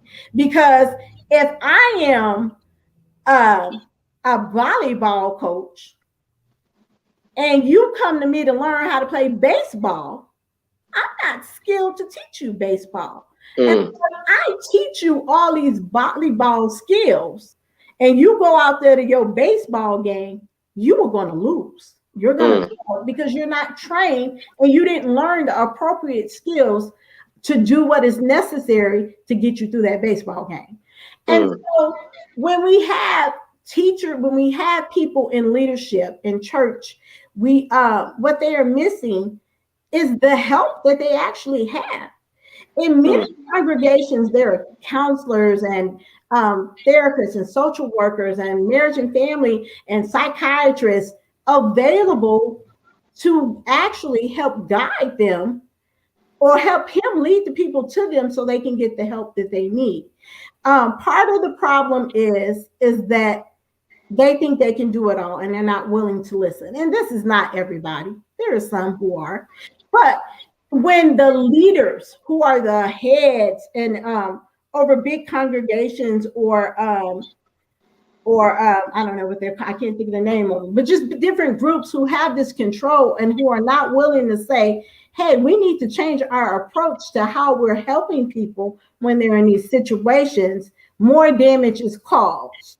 And then they are not ready. The people are left in more pain or more distracted or unable to do or cope with what is happening. And so what we have is people going to church, and I'm going to get back to the leaders, but we have people going to church, laying their burdens on the altar and laying their burdens at the foot of this pastor. And the pastor is only equipped enough to lead them in prayer, but not equipped enough to lead them in the natural things that God has given us. That it comes through a mental health professional or through medication. And so when we get to the point where leaders haven't understood that, okay, there is a portion that I can handle. I can handle this. I can lead you through this. I can pray you through this. I can lead you through this. But when you get to talking about this, just like when I tell you with schizophrenic, I'm not handling any schizophrenic cases. They know if somebody calls and says they're battling this, do not refer them to justice, because I'm not going to deal with that because it's not my specialty. And so when you're able to say, you know what, I don't know what's wrong with you, so let me lead you over here because I think this is what you may need. And when you come to the traditional church, I know I'm jumping all over the place because this is so much. It's so much. It's so much. That's why I said it's 2 parts. So go ahead, just flow. You know, flow over here. Yes, it's very impacted situation because, you know, if we try to unpack all these things that as it relates to the church and demons and mental health, we have to start at the root of our ideal. Yes. Ideally, we would say that, you know what? Oh, well, God can heal all. Absolutely. God can heal you supernaturally right at this moment if he chooses to. But God can also use a man or a woman to help guide you through the healing, to help you come up and develop a testimony to get there of what you've been through as you walk through the process of what happened to you or what's happening with you. Your healing doesn't necessarily always come at the foot of the altar. Your healing can also come through a doctor, through a counselor, leading you to that place. And it seems as though the church does not want to accept that idea. And so it's a very peculiar idea when it's that, oh, they're possessed, they're demon possessed. We hear that we hear that sometimes, and oh, we're just going to cast that out. Well, can you cast out bipolar, which is just something that's in your head, that's with the wiring in your brain, and that's caused you to have this mental disorder? You can cast out all day. But what happens for you to get better with bipolar is learning the medication, rewiring your brain. Amen. And the counselor giving you the coping tools to help you walk through those moments when you are manic and when you're about to go out and spend all your money that you don't got. Or when you're so depressed that you can't get out the bed, hearing your counselor's voice say to you, you know what, you can do it, right? Get up out of the bed, take a shower. That's all you got to do today. Having that encouraging voice. That ain't coming supernaturally all the time. And so you cannot say that this needs to happen. Oh, it's going to be a spiritual thing. And, I'm going to throw this oil on you and I'm going to lay hands on you and you will be healed. Absolutely, it can happen. I believe the power of God and it can happen. But I also believe if God doesn't choose to intervene in that way, he is always providing help for us. And that help might just come through you taking your pill, you taking that hour off work once a week, twice a week, and going and sitting in there with your therapist and laying it out, and her or she or me or he giving you those thought processes and changing your narrative and telling you can do it and moving you to a place of wholeness in a different way. Doesn't matter how we get it, as long as we get it. But with the leaders, they have to be willing to say that, you know what I really want for my people that God has given me to shepherd is the ability to help them heal, whether God does it supernaturally through this preaching, through this teaching, through that counseling, or through that doctor at that hospital. However, God wants to give it to me or give it to my people, I want them to have it. So I'm going to go out here and learn the tools from them. I'm going to say, you know what? Hey, can you come into my church on this one day a week and say, hey, I don't know what to do with these people. Can you come in here and talk to them for an hour? Can you put a website out? Can you do some, if they can't afford it, can you do something for them? Can you teach us? Can you lead us? So we won't be in here damaging more people. Come on. Leading them to healing that they need because we want to be everything. We want to be the priest. We want to be the pastor. We want to be the captain. You shouldn't even want that many titles. Do you know how much pressure that is? So, hey, I'm going to give some over here because sometimes a person might just need prayer. They might need prayer and the deliverance happens in that area. But most of the time, God doesn't make it that easy for us. He gives us a task. He gives us a way to go do this. Okay, I'm going to put this on your eyes. Now go over there, get in the water and do what you got to do. And then, oh, wait a minute, something is changing. Why? Because you did some work. Faith without works is dead. And sometimes when you don't do the work or when you are not in a position, when people don't allow you to move in a position to do the work, then they hinder what God is doing in your life. And so we have to be very careful as leaders, leaders in the church especially, that we don't damage our people more by wanting to be everything for everybody. If you are called to pastor, be that pastor. Do the thing that goes along with it. But when it steps out of what you're called to do and what you know how to do, send them to the professional who can. And then you're going to hear that, that's going somewhere else. I was going way over here. No, flow. You flow. Hey, go. You flow because you actually, you have really helped me in a major way tonight. Because what you just said, this is how I was taught. So on it. Let them know that they throw oil on it. And not only throw oil on it, but pray against it. Come against the spirit of this, come against the spirit of that, and then you walk away because that's how I was raised, So what God is showing me even this week as I was learning the definition of mental illness. Come on here, somebody. When I was learning the definition of mental illness, that thing struck me because I've always been taught, if you're mentally ill, you're crazy. Okay. Then I've always been taught in church, if you come sad, depressed, you're hurting, you're broken on the inside. I'm trying my best not to cry here, but you're hurting and all this stuff. Oh, that's of the devil. Everything was of the devil. And so I have grown, even in my talk now. Come on here, because I'm going to get you for the No Longer on Mute conference coming in October. I'm telling you, I have called a lot of stuff the devil. Even my daughter told me, my own little girl, 10 years old, she said, Mommy, it's not the devil. She said, Mommy, this is what's going on in my head.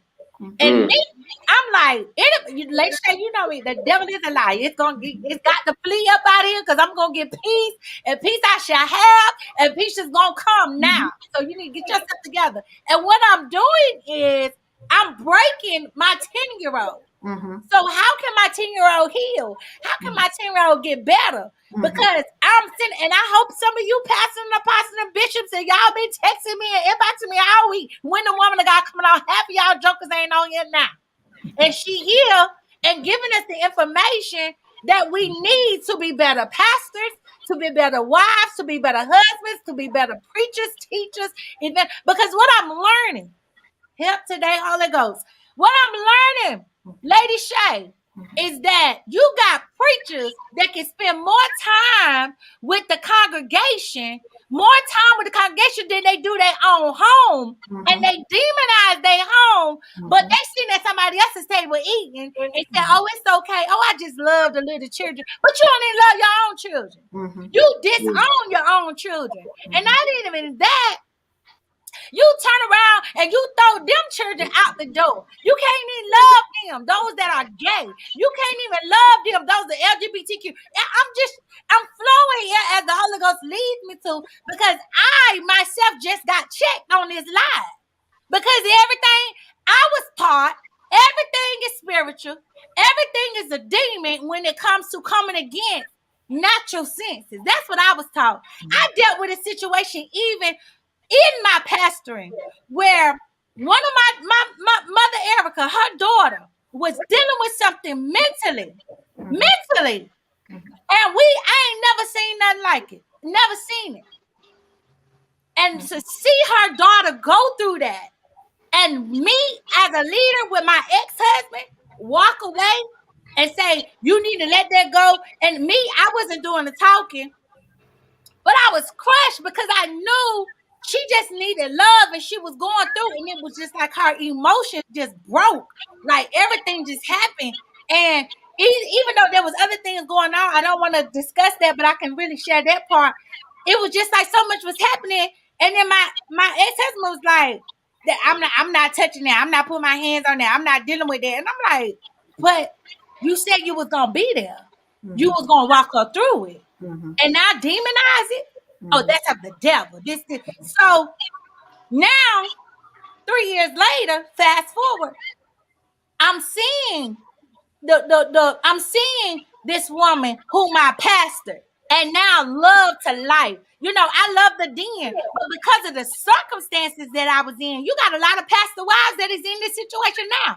They in situations where they see this stuff is chaotic going on, but they can't say nothing because the pastor, the head, the man that said it's a demon. They crazy. They this, they that. And so you really helped me because I didn't think it was, I knew it was possible, but I used to argue this where I was gaslighting. That's what was thrown on me. You following me, Lady Shay? What I really knew back then, I used to say what my daughter said. That's not a demon, Grandma. Mama, that's not a demon. Y'all sitting out here calling Pastor Braxton over here. Why y'all calling her over here to pray over me and lay hands on me? And then talking about you need to and push me in my stomach. I just ate. And now you should push me in my stomach. Now I'm throwing up. Now y'all talking about the purging. No, I threw up. It's stuff like that that has really messed up. Messed up the people. The church has messed us up. And so thank you so much for, I had to get that out of me because daddy know I had to get that off of me because daddy know because he get touchy with Jayla. He get, that's his baby, that's his sweet pea, and he gets real touchy with her. And you know, even my friend, he gets touchy. That ain't it. You know, that ain't. I'm like, yes, it is it, and it's a demon. Yes, you got an argument over that. You know what I'm saying? Because I've quit to call it the devil. But like you say, not trained. I studied psychology, the subject in college. I studied, you know, sociology, the subject in college, the past. But my experience was my best teacher, which qualified me. Come on here. Which qualified me for now when I'm dealing with someone who's traumatized from an abusive marriage. But it was my experience that took me there, not license. Now, you're helping me to where I need to get licensed. I need to go to school for it. I need to get trained for it. And we'll talk more about that later, but I just need you to elaborate a little bit more on that as far as those who demonize the natural aspects of, because I have people who are under me now that I listen.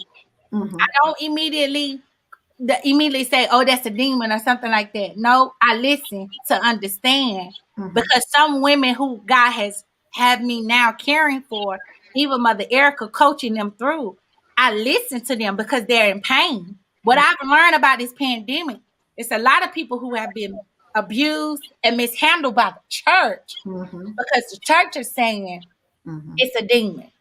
Right. But your emotions shouldn't be like that. You shouldn't be feeling like that. That's the talk of the devil. If you, like you say, you can get up and take a shower. There was a moment where I couldn't get up and take a shower. And my 10-year-old came in and said, Mommy, let me help you get a bath. Mommy, let me help her. My 10-year-old was a lot stronger than I was. And me, I didn't think I was, what's the word? At that moment, I just felt like I checked out. So if you could elaborate more on that area, because there is something really going on mentally, please. Absolutely.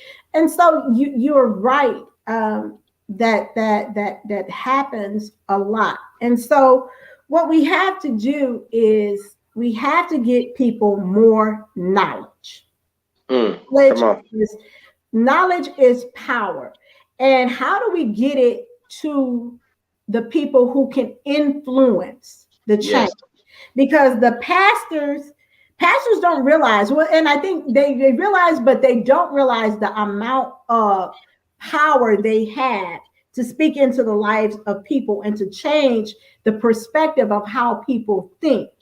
And so one of the things that needs to happen is that the leaders need to change their mind. And it is just that simple. Change your mind. Get the information and change your mind. Everything is not demonic. Come on. Because if everything was demonic, then how do we live? How do we do anything?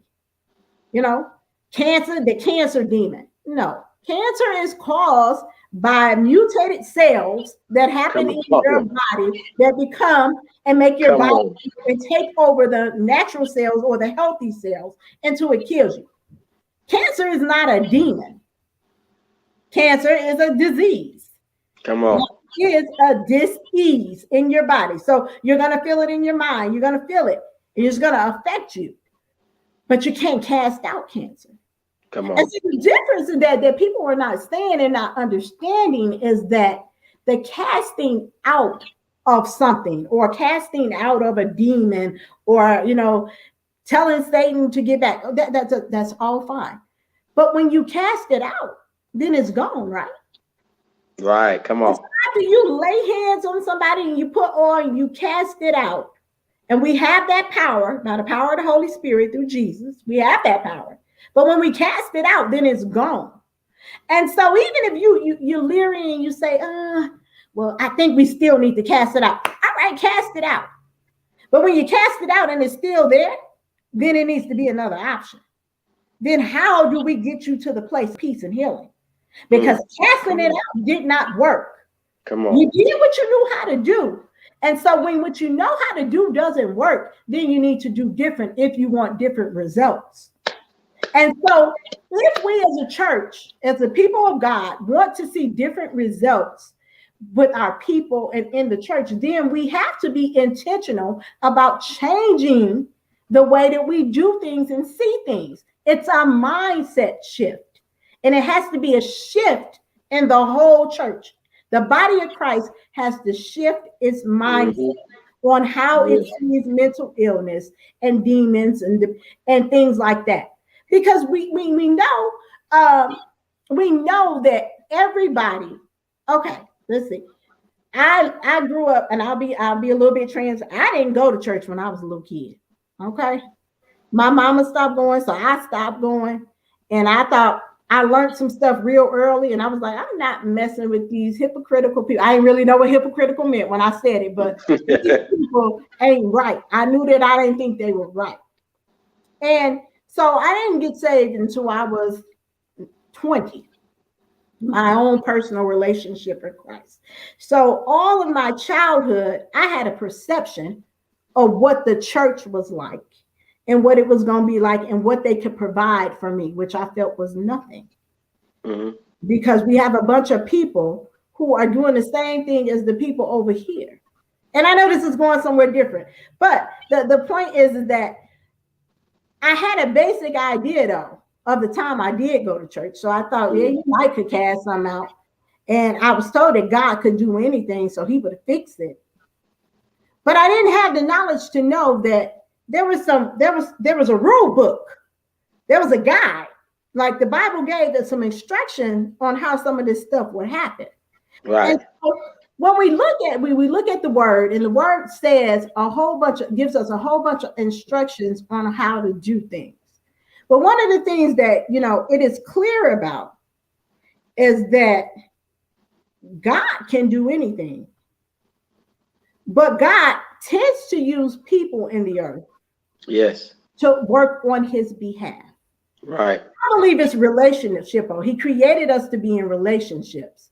And so he uses people because he wants to keep us in relationship. So I believe it's relational. But in that time, and since God generally uses people to get his message out, to get his word out, to provide healing and all these things, then why is it such a hard thing to believe that God will use some professionals to help you through it? Come on. And so when we look at that and we're saying, okay, all right, there's this demon thing. And I hear you, Victoria, when you say that I was told, put some oil on it, be quiet, we're calling people over. I've been to services where people have been casting stuff out of people for hours and ain't nothing changed. They still come back next Sunday. I've been in service where the person has towed down the floor. They have ran around the church 6-7 times, flipped, danced, sang, and jumped. And when they left and I spoke to them, they were sad and depressed. Nothing changed in their life. And so what we're missing is that, hey, I'm all for a good, great praise party. I'd love to have a praise. I love God. I might not run, but I'm going to give God my praise. But what we're missing is that we're not giving the people the tools to live once service is over. Service is an hour, 2-3 hours, once a week, maybe twice a week. And the other hours of the week, the person is living in turmoil. And how do we release a person from turmoil? As we teach them how to move outside of it. Right. The pastor doesn't always necessarily have the ability to do that. And so if we can help shift their mindsets of the leaders, the small ones and the big ones, the ones who have 30,000 people, the one who got 5. Right. If we could shift the mindsets of the leaders to having an understanding that when God doesn't supernaturally show up, because that's what casting out the demon is, that's using the power of the Holy Ghost to cast them out, because we can't do it. So when God doesn't supernaturally show up, that doesn't mean that he is not willing to heal you and change your life. Amen. You gotta go and find out how God wants you to do it. Every time somebody sits in front of me, my thought process is, Holy Spirit, lead me to help them if they need. I don't know how you're going to do it. And sometimes I'm like, they'll say something and I'm like, okay, I don't know what to do with this, God. I'm saying it in my head. And then God will give me the word that will shatter that thing. And they'll get that revelation right there. Their life is changed. I ain't touched these people. We can't touch them. I ain't touched them. But the word that he gives. And the word may be just the coping skill. How about you don't go there anymore. How about we change your narrative from saying I'm not good enough to saying I'm more than enough? How about just saying, oh, you're not too sensitive. No, I'm validating my feelings and I'm seen and heard. I ain't said a word of scripture, but it can click in your mind to say that, what is validation to me? I'm heard. I'm seen. And that thing you've been looking for all your life that led you to feel that you needed to be perfect because you wanted to be heard or seen. And so we have to understand that it may not come that way. It may not come through the supernatural power of God. I wholeheartedly believe in it. It has brought me out of some places. Come on, you want to say something? And let me help someone, because I asked the team to do the research on mental illness. But what I did my research just on the definition, because I'm a teacher. But I want y'all to hear this definition. Mental illness is a behavioral or mental pattern that causes significant distress or impairment of personal functioning. It also says such features may be persistent, relapsing, and remitting, or occur as a single episode. Many disorders have been described with signs and symptoms that vary widely between specific disorders. Mental illness, let me help y'all, because I know Daddy talked about 10 of them, but I want to deal with one of them that many people don't think is a mental illness, and this main one is a mental breakdown. I see this often. I see this with people who are part of No Longer on Mute, and something can happen in their day, and they have there's some people don't even call a mental breakdown. They say, I had a meltdown. I just was driving and I just broke down crying.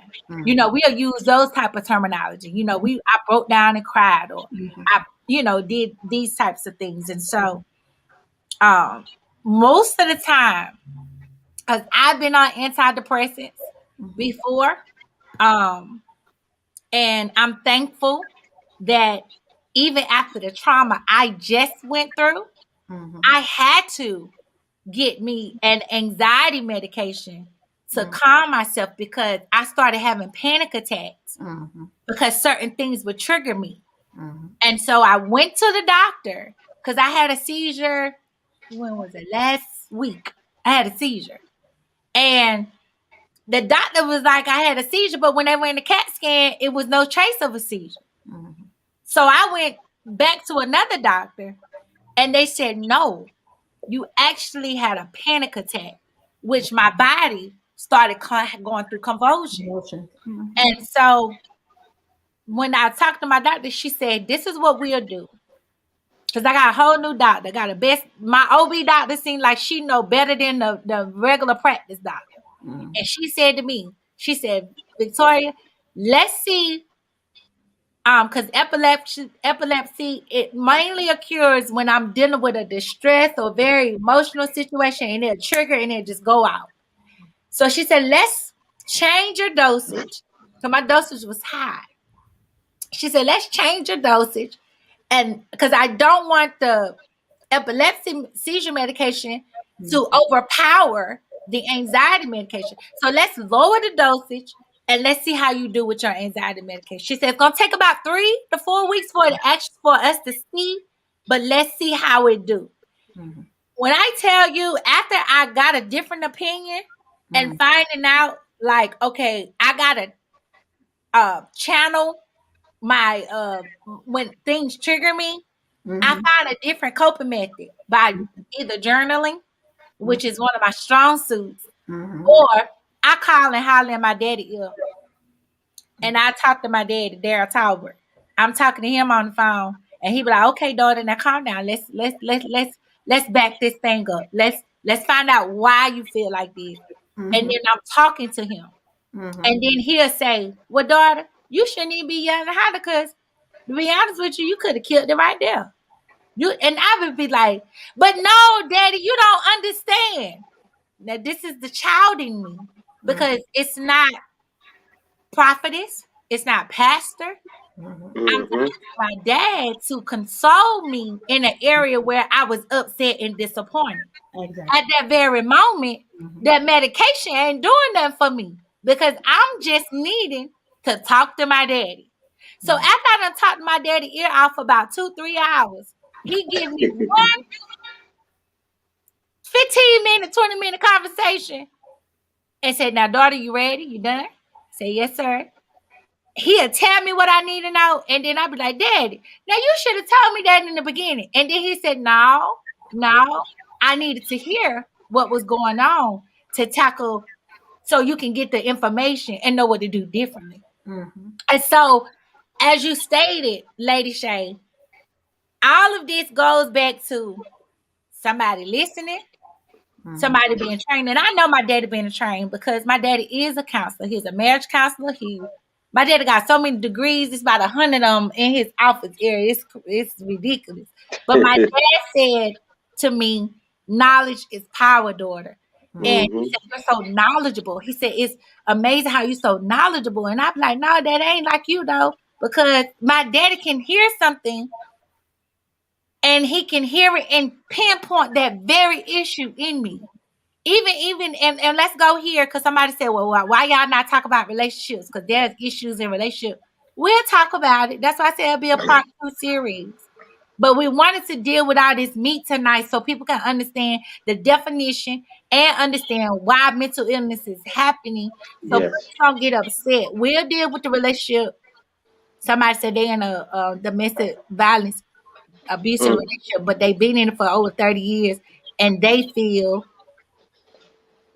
like they cannot get out. What type of, do I have a disorder? I let Lady Johnson talk about it because I'm not the licensed counselor. Well, I can't say if you have a disorder and I don't know the details, but I can say that if you have been in a relationship with somebody that has been abusive, there are some signs and some things going on that kept you there.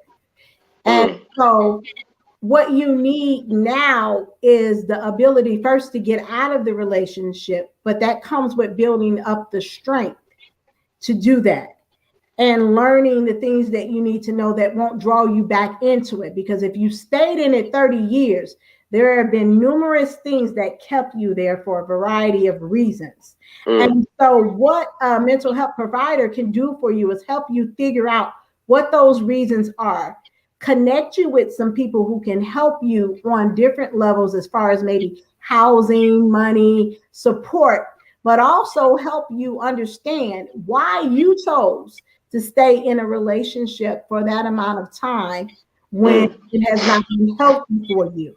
Why is what is going on that is allowing you to be there? And so I can't say, and since there are so many details to go into why is that, but there's definitely something going on that would keep you there for that amount of time. And this is not downing you or saying that, you know, why did you stay? No, this is what is going on in your heart, mind, and body and soul holistically that will allow you to take that kind of treatment for that amount of time. And then what help do you need to move beyond that?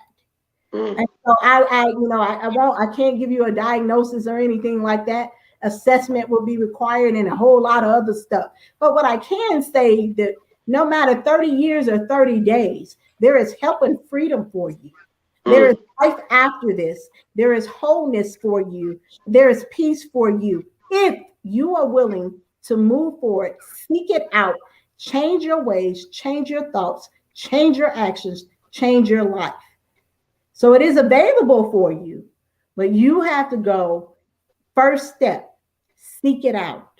And then everything else will align itself with you doing the work that needs to be done.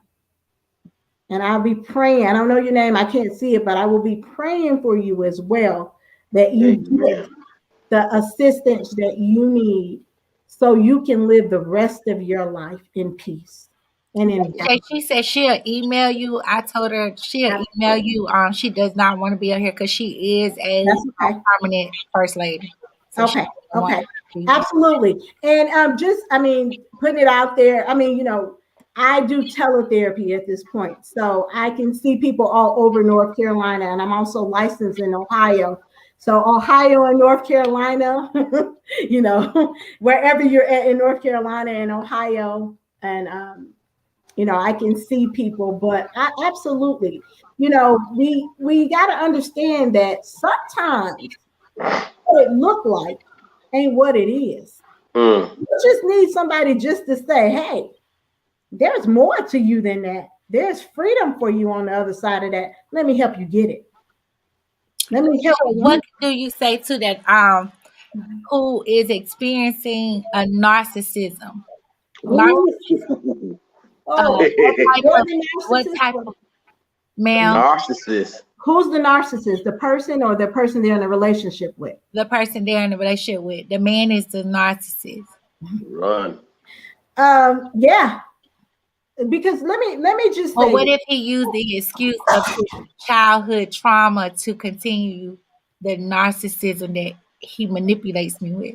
Well, that means that you have to understand that. So you realize that it's narcissism. You realize that he's manipulating you. And so since you cannot change him, you got to change yourself.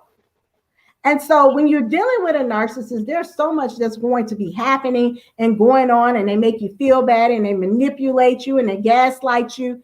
You have to have the ability to say, I am not going to accept this. And so since I can't change you, because you can't stop them from being narcissistic, you can't change them, you can't make them do anything. So you have to take the power that is within you to love yourself more than you love that other person and get out of that relationship, because it only changes when you change, because you can't change them. Come on. Change has to come internally from you. So there's some work that you got to do, some healing that you got to do, some changing that you got to do in order for you to get away from that type of relationship and that type of person. Yes. And it's not easy. You need some support. You need to do that. Exactly. And that was that's one thing that I used to attract narcissistic men. And I found out why I attracted narcissistic men was because it started from my childhood.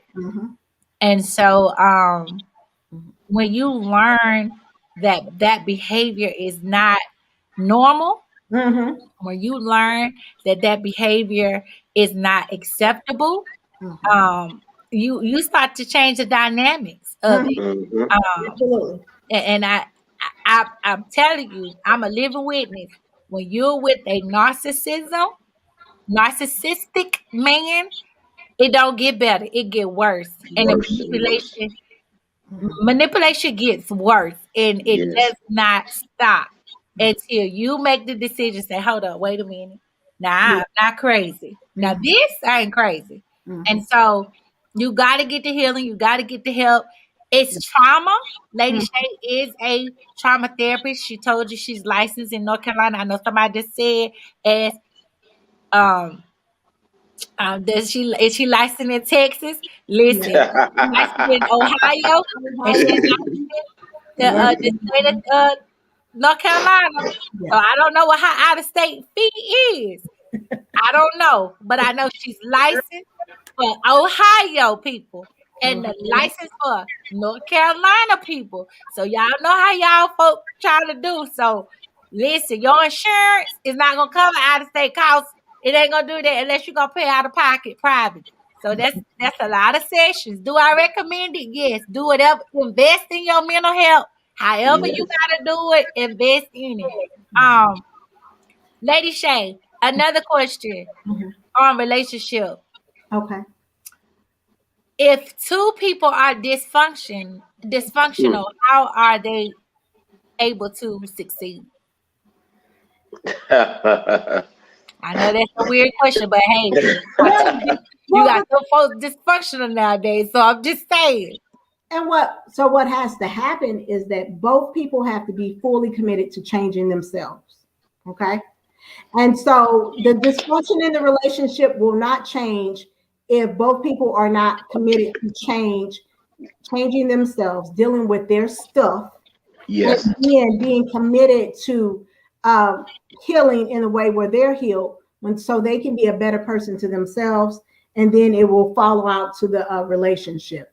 If you are in a relationship where both individuals, because we all got something, so let's be clear, we all got some dysfunction. Yeah, we all got some dysfunction, but if it's dysfunction and to the point where the individuals are being harmed physically, mentally, or spiritually, then we have to step back and say, each of us have to do our work in healing, and then we have to come together and then heal what has been broken in the relationship.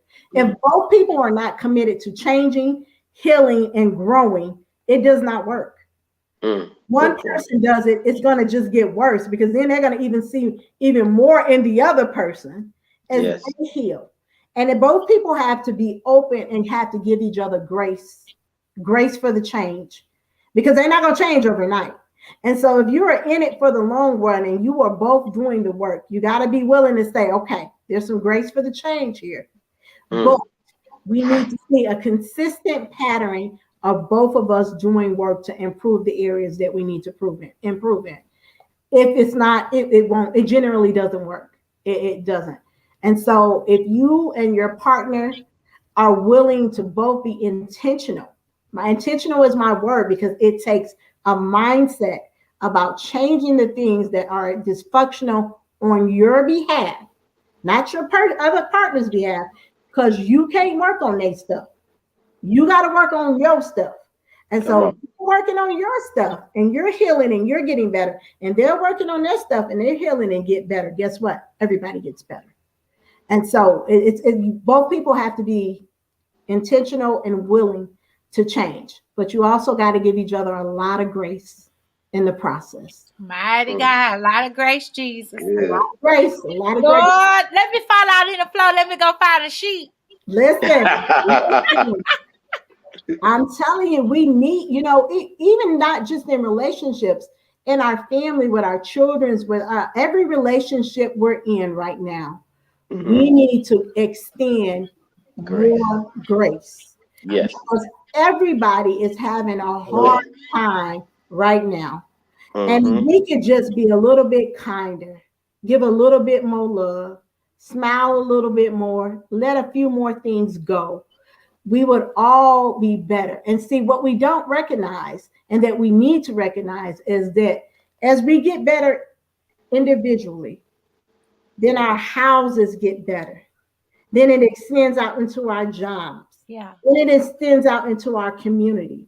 And then it extends out to our city. Then it extends out into the world. So if every household is extending more grace, at the same time, our society shifts to be a people of more grace.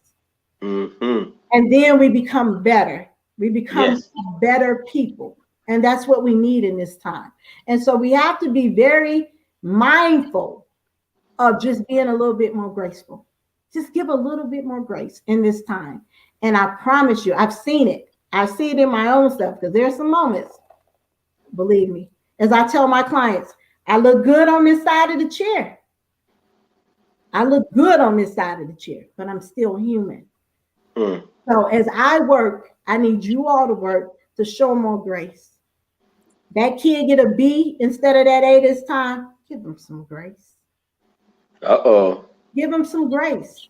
I got a lot of kids right now. My kids are struggling, and I don't even know what. I need to give you some more grace, child. Give them some more grace. Let me tell you, because when you do, and I'll tell you, my daughter was within the last 2 weeks, I got on her about her ELA work, and because she just wasn't doing it. And I believe that you don't have to be perfect, but you got to do something. You can't just not do it. Right. And my kids are very emotional intelligent to be 6 and 8. They are. And because I practice with them.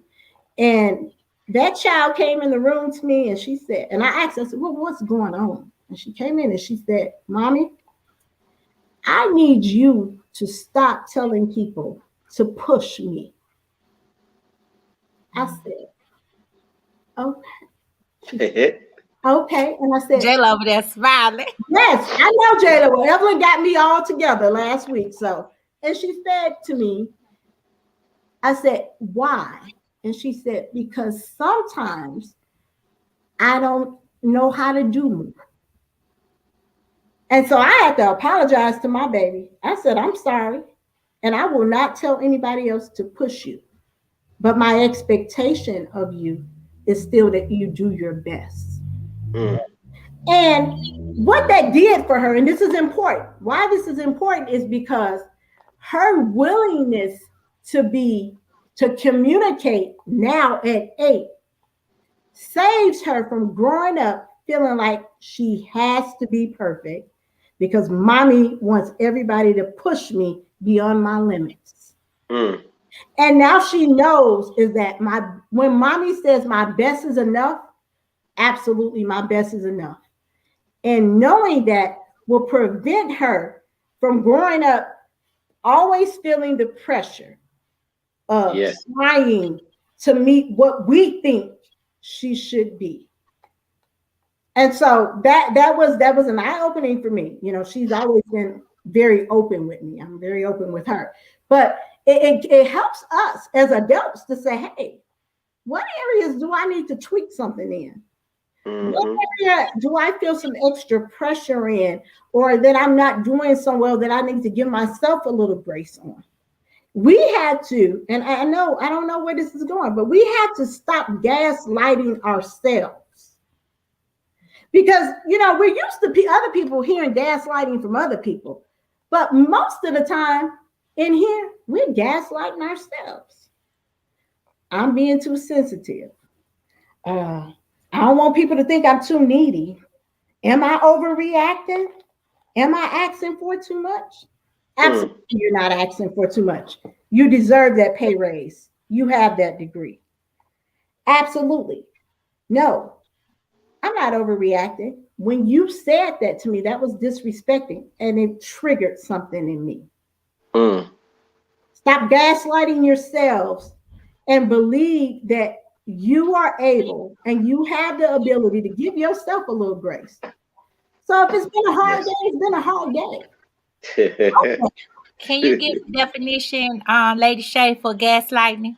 Gaslighting, to make it simple, is I'm trying to make it real common language. Because I got the definition, but I want you to give you a simple definition. Yeah, a simple definition is when people or yourself say things to you to kind of downplay or make you feel like how you feel is wrong, or downplaying your feelings or emotions or what is happening to you, or manipulating you in a way to make it like what you're thinking means something different than what you're saying, or what you're saying is stupid, or it doesn't make any sense, or you shouldn't feel that way.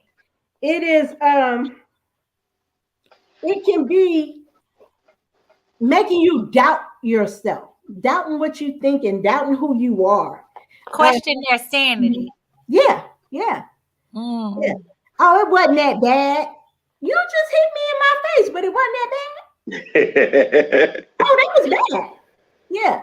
And so, you know, this can happen in a variety of ways from a variety of people. And so we have to be very, very clear on how we allow people to treat us and what we allow people to sow into us, into our minds, and into how we live. And I know I got all off. That came from the question about dysfunctional relationships, but it all aligns together when you really look at these things. You have to bring it back and get down to the root so we can grow some different fruit.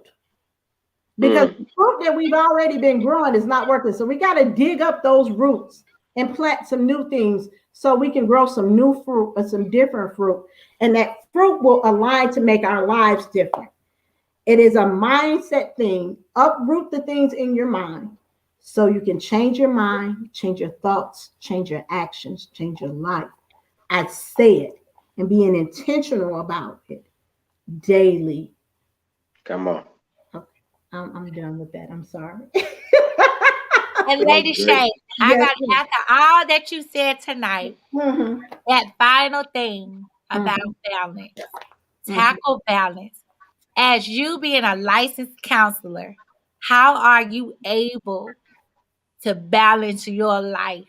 Being Yes. number one, Pastor T's wife, his friend, his counselor, his financial advisor, and then you being Evelyn and James.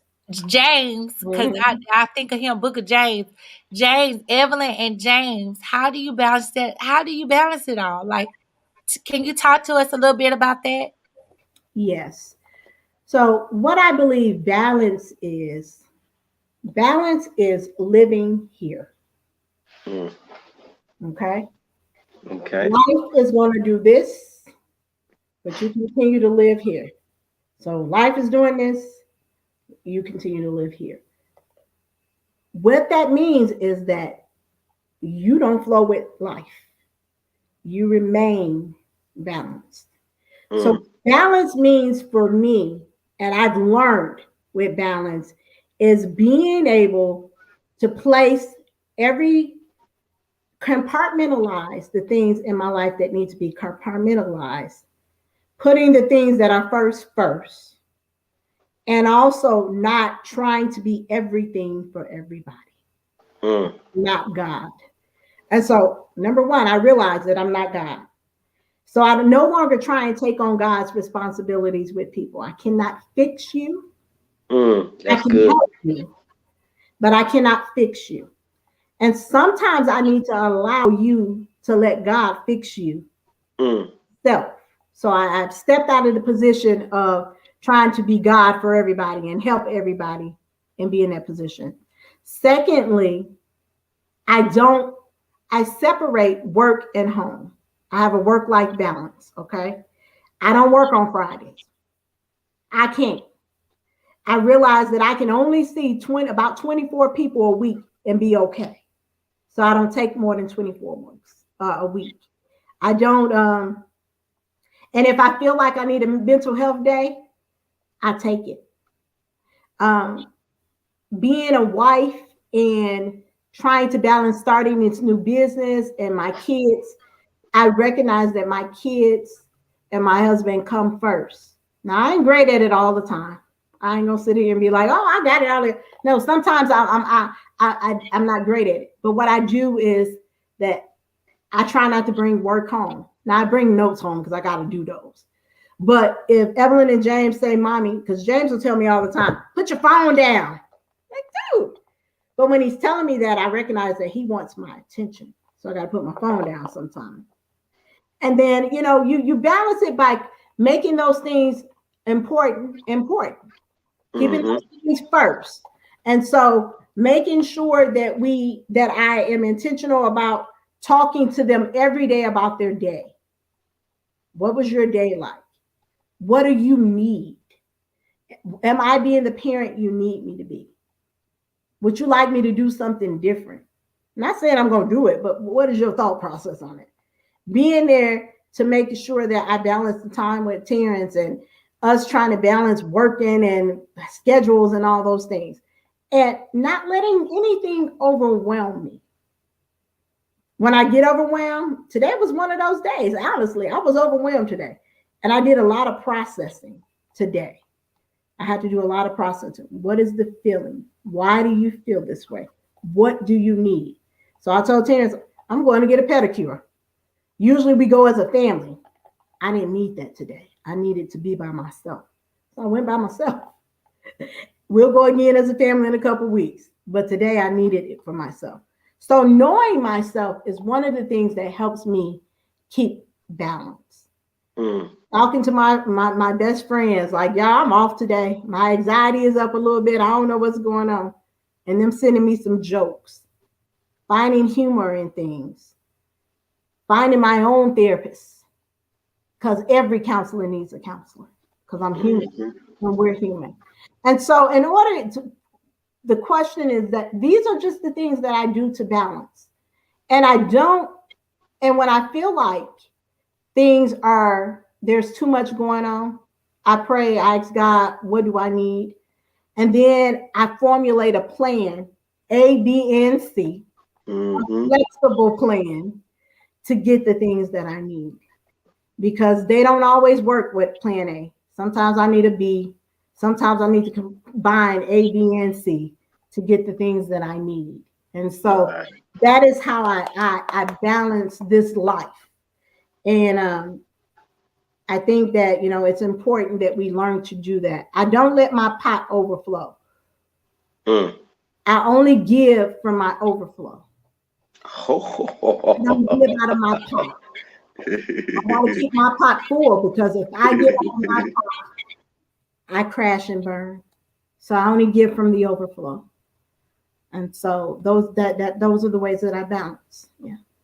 That's a sermon there. I could preach that. Only give from the overflow. You got my head thinking. I'll give you, a little bit into that. I use this illustration. I usually only use it with women, because I got a lot of women who come in who are just spent. They are trying to be everything for everybody. And I tell them that, okay, so I'm going to tell y'all, I guess. Here's the fire. Okay? This is life. Life is the fire. And you're a pot. Okay? Your pot is filled with all your goodness, your thoughts, your process, your education, your smart, everything that's you is filled in your pot, right? And so what these women are doing, and what I used to do too, is that we scooping out our pot. We're giving some to our husbands, our kids, our job, we're scooping out.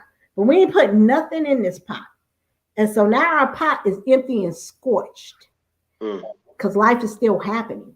So you get a little bit of yourself back and you pour a little bit in. So, but it's scorched. There's no good.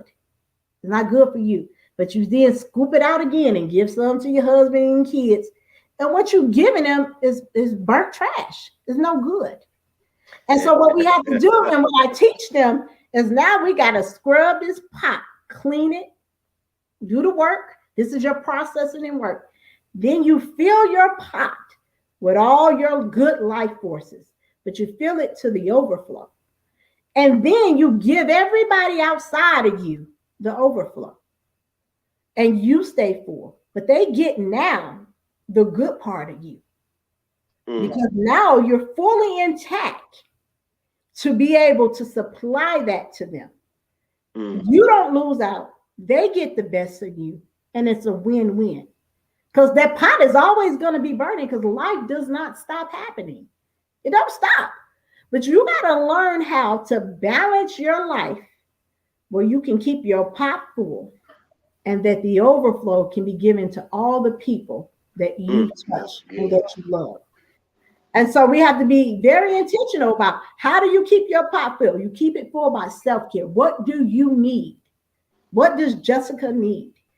Jessica needs a pedicure today, and just quiet for a minute. I told the lady, I don't want to talk. Don't turn the massage thing on.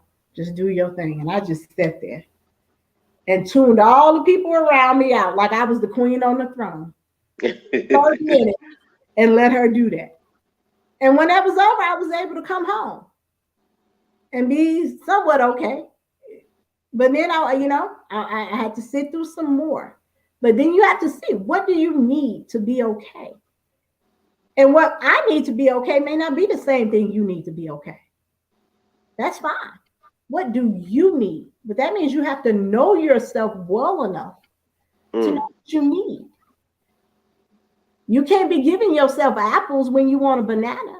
Why you take a banana? Because that was all that was there. Do you have is there a grocery store to get you an apple? Don't settle for that banana when you need an apple. Go get what you need. And when you get what you need, you get full and you become okay. So that's what I do. Long story short. And I love that what you said, because I'm this is fueling me because I can only speak for myself. I have been everything to everybody. And recently, I made a decision where I was like, I'm taking a vacation. Yes. As soon as I said I was taking a vacation, my parents was like, I had about two parents say, you need it. You deserve it. We told you, let us know if you need to take days off. Let us know.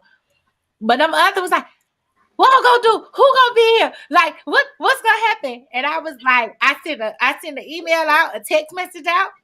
Boom, boom, boom, boom, boom. And that was it.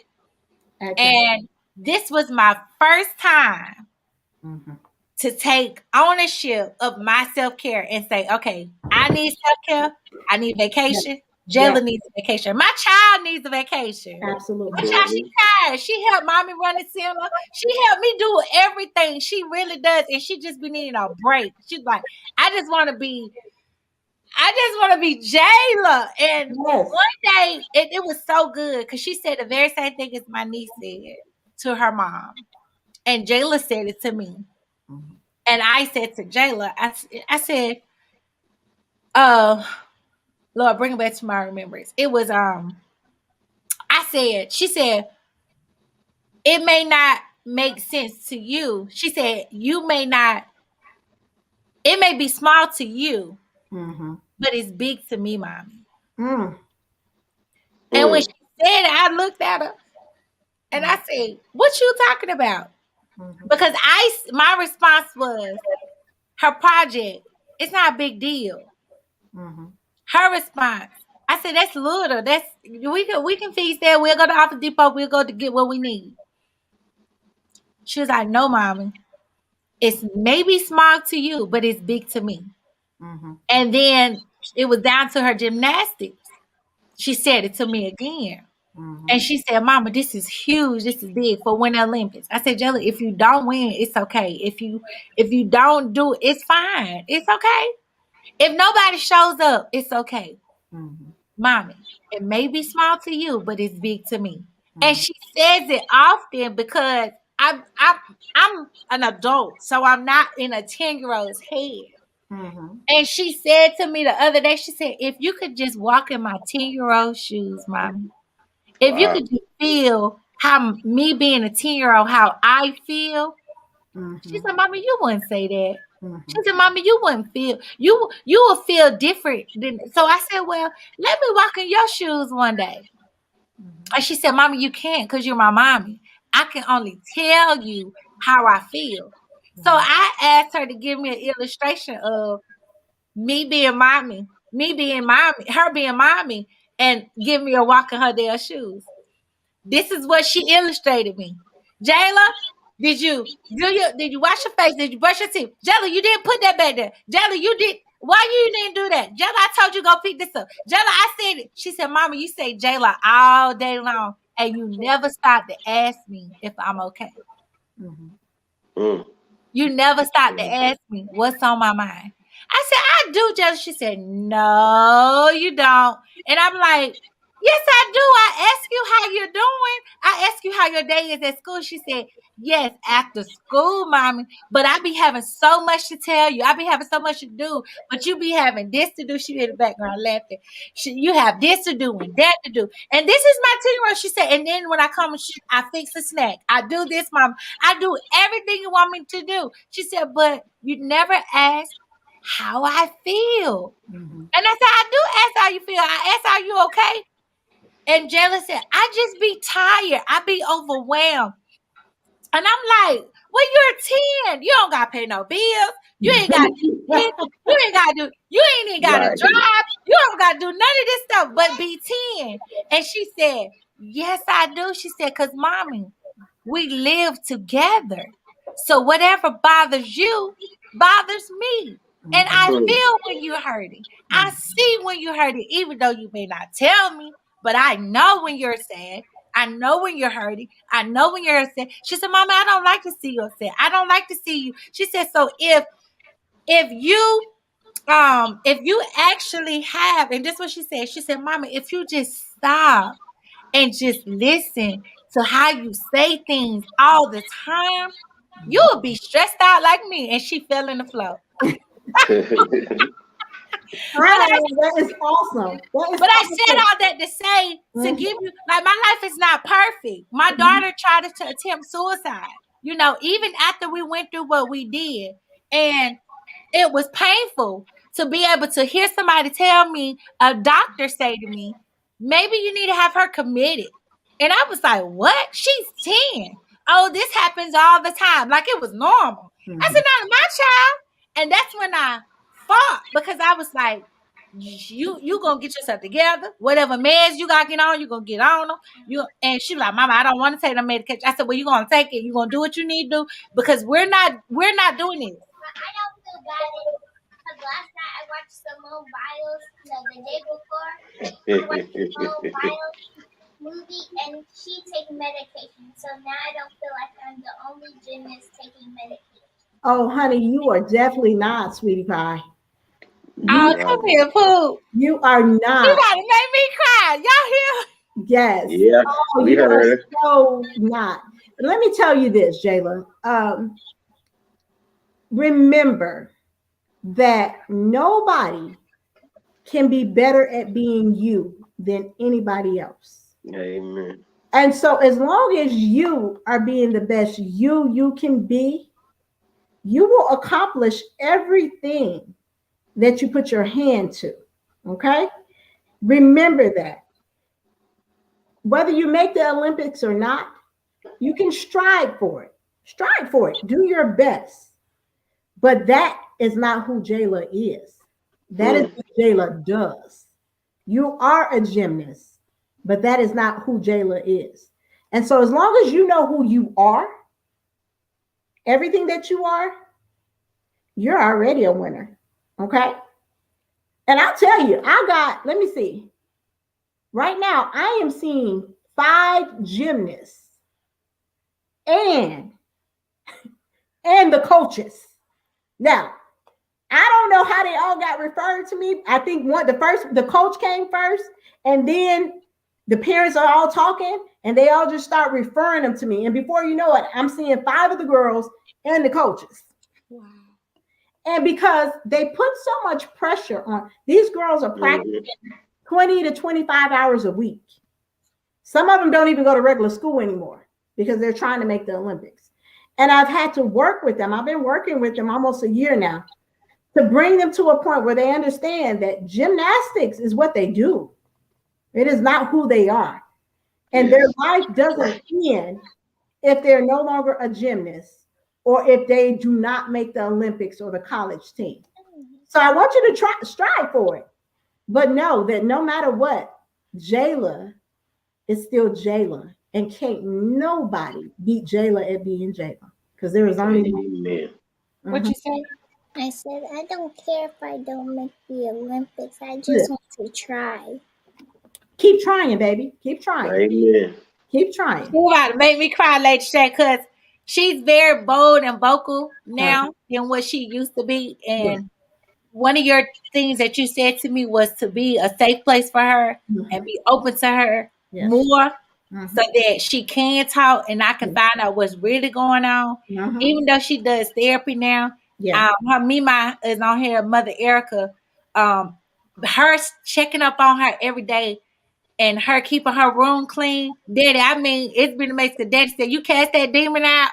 And I told my dad, I was like, yeah, I cast that demon out. Jenna said, Mama, I didn't have no demon in me. I was like, you had something because you just didn't want to clean up. You didn't want to do it. But ever since her Mima has been checking on her, and she told Jayla, I need you to check in with me every single day. FaceTime me. I want to see your room.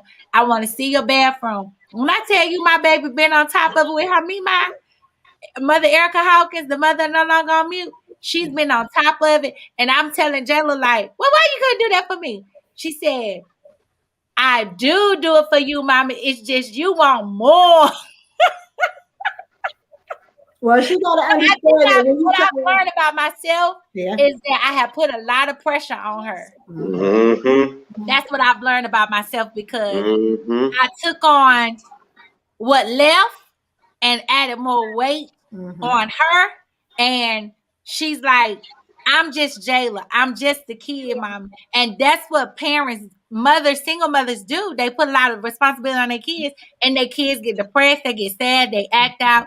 And my daddy and my friend has said, and Mima said this too. She said, Victoria, anytime you get ready to minister, Jayla just go all out. So what I did differently today was, and this was so good, was that I acknowledged the good work that she has done. And me doing that has taken it further to where now she's cool, she's helped me out, but I've acknowledged what she's done instead of being because daddy said, why you nagging her like that? Why you on her like that? Why? Just stay off her like that. That's my baby. Stay off of my baby like that. But I was stressing her. I don't know, some of you parents might get mad, but I was stressing her because after she gets out of school, she's helping with me with the center. And then after the center, I'm like, go take a bath. Go put your clothes out. Go do. And it is like, I'm not assisting her. She's 10. She's not, like my mama told me. And daddy said, she's not 20. She's not 18. You still have to let her know she's doing well. Because in my eyes, I was like, okay, you ain't doing enough. You're not perfect. You're not doing this. You're not doing that. So it has stressed her. And so I'm a lot better. I'm becoming better now this week. Now I know I'll be like next. I think I'm gonna be good next week because I was able to figure out the dysfunction in me. If that makes sense. Yes. You have to remember that. You have to remember that sometimes we project our needs, our insecurities, and all those things onto the people who are around us. And so you have to, as a parent, remember that what you're going through is not necessarily what she's going through, and that she can't handle what you're going through. You can barely handle it. So you cannot expect a child to be able to handle the things that an adult is experiencing.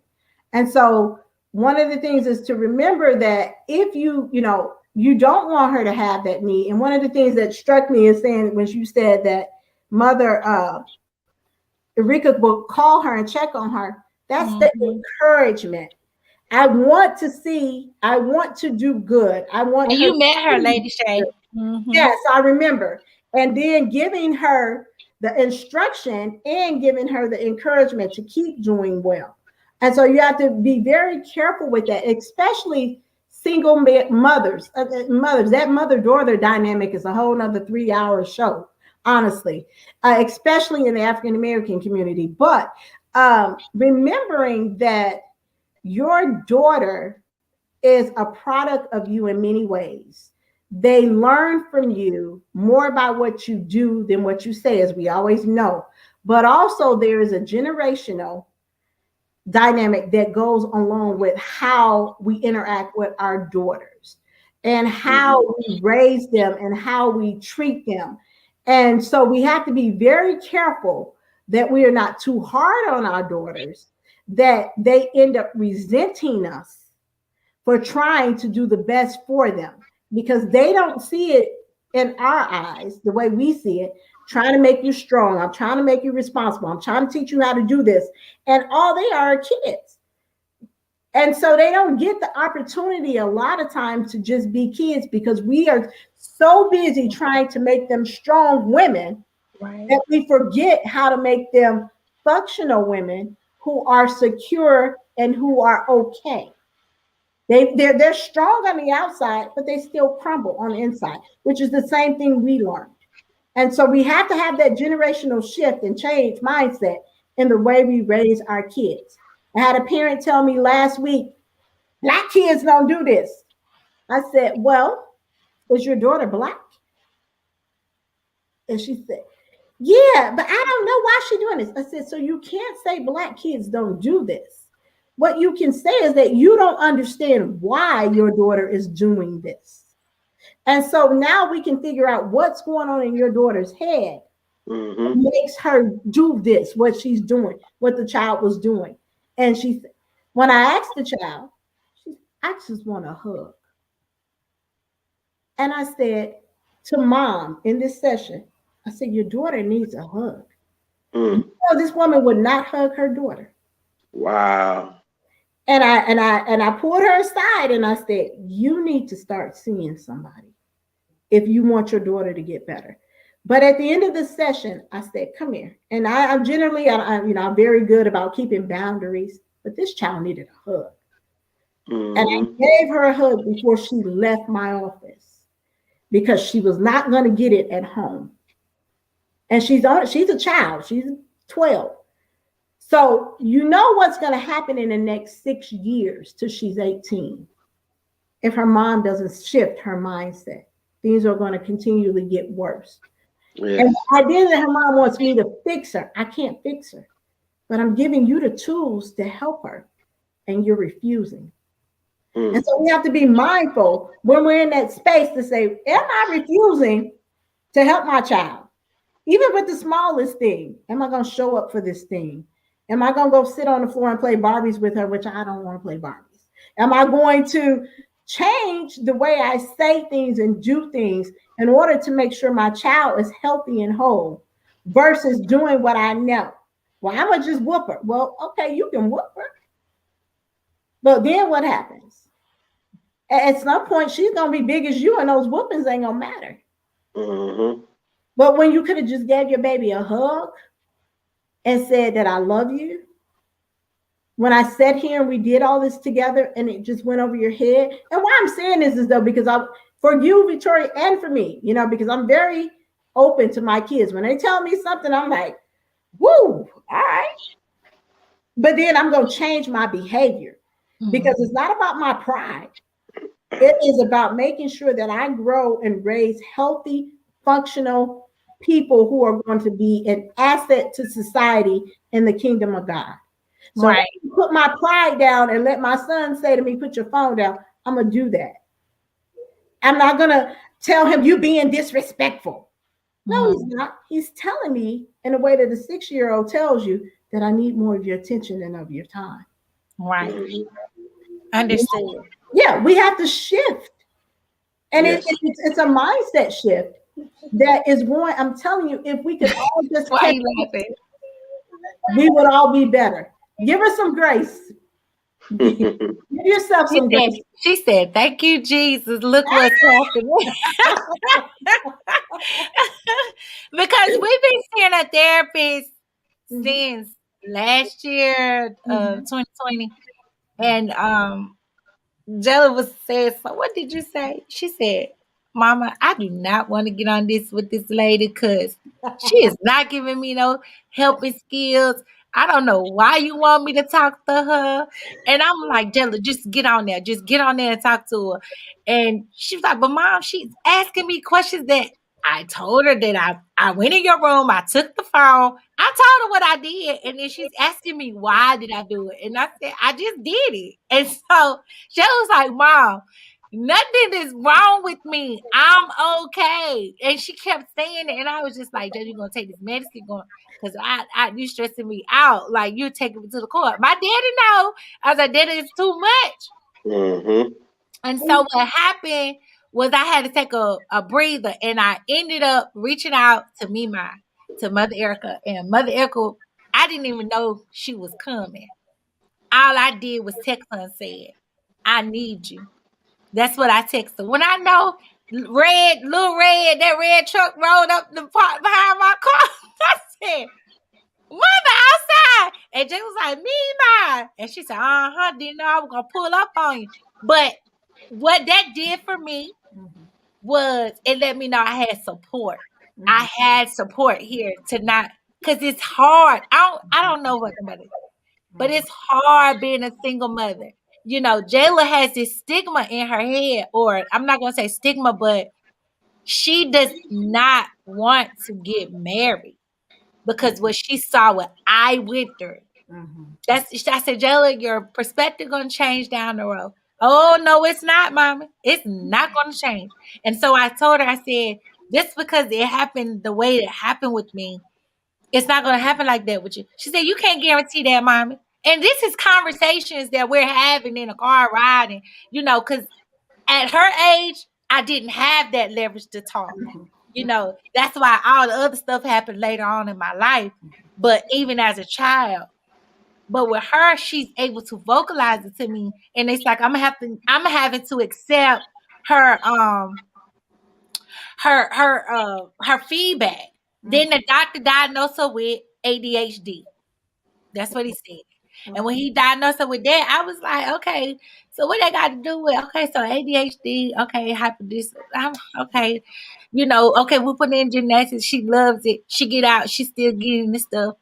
And so I'm like, okay, it's more than that. And when she told me yesterday, this was recently, she said, Mama, I did all that stuff because I just wanted it to be you and me. And that was it. I knew what I knew. I saw what I saw. I didn't want to hurt your feelings once I got here. And I looked and I said, how you see it? And I did.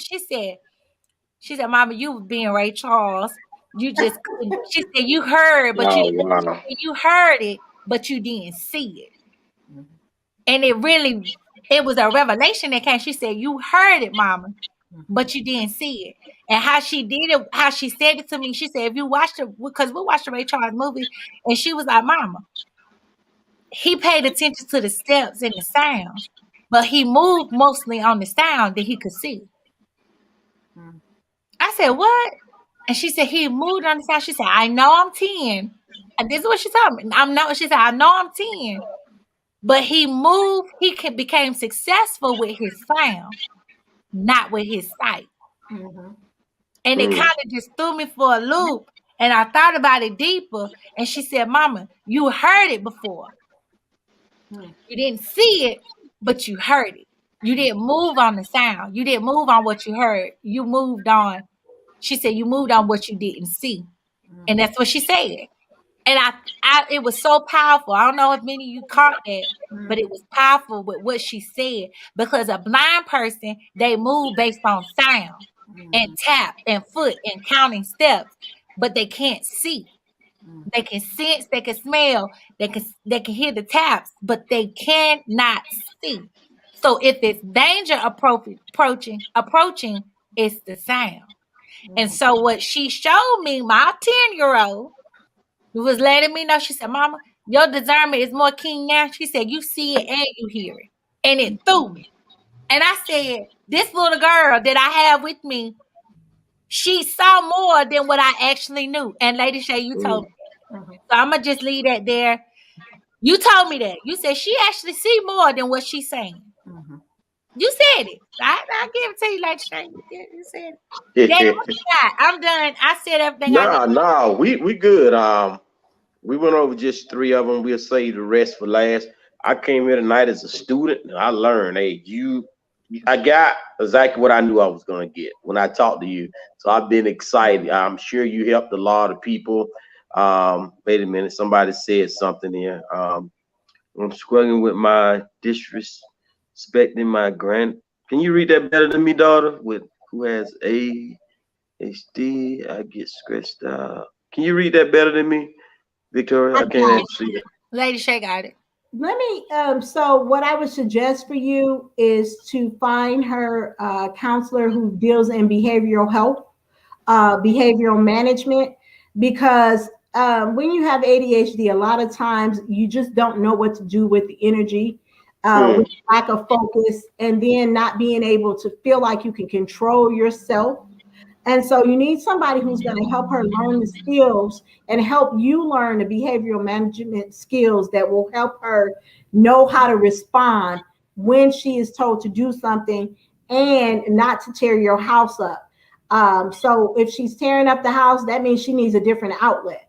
And they'll give you some outlets. So instead of, if she gets angry, okay, then you need to go for a walk, or we need to do some tapping skills. So there are a whole bunch of skills that a therapist who especially works in behavioral management can help her learn to do when she's in those moments, and help you learn how to manage and deal with her, so she won't, when she does these things, because she's going to be a person, so you don't know what she will do, but they'll become less frequently. She'll know how to control herself in those moments. You'll know what to say to her in those moments to help calm her, and it'll help alleviate the amount of time and the amount of damage she's doing, and it will help her manage her symptoms better. So I would, I don't know if you have insurance or anything, but try Psychology Today, or your insurance company. Looking in there, just search up therapists who specialize in ADHD and behavioral management, and get her in with some. They'll use play therapy. They'll use a variety of skills that will help you and her learn how to manage her skills and her symptoms, where you will have where it won't be so bad, and where she won't be able to, well, she'll be able to manage, and you'll be able to live day to day. So I definitely will tell you that. And if you're looking, there's also, I'm not super familiar with it because I'm not on it yet, but there's clinicians of color as well. Yeah. Let's see. That was somebody different. You're so welcome. You're very, very welcome. Lady Shay, someone else was on here saying that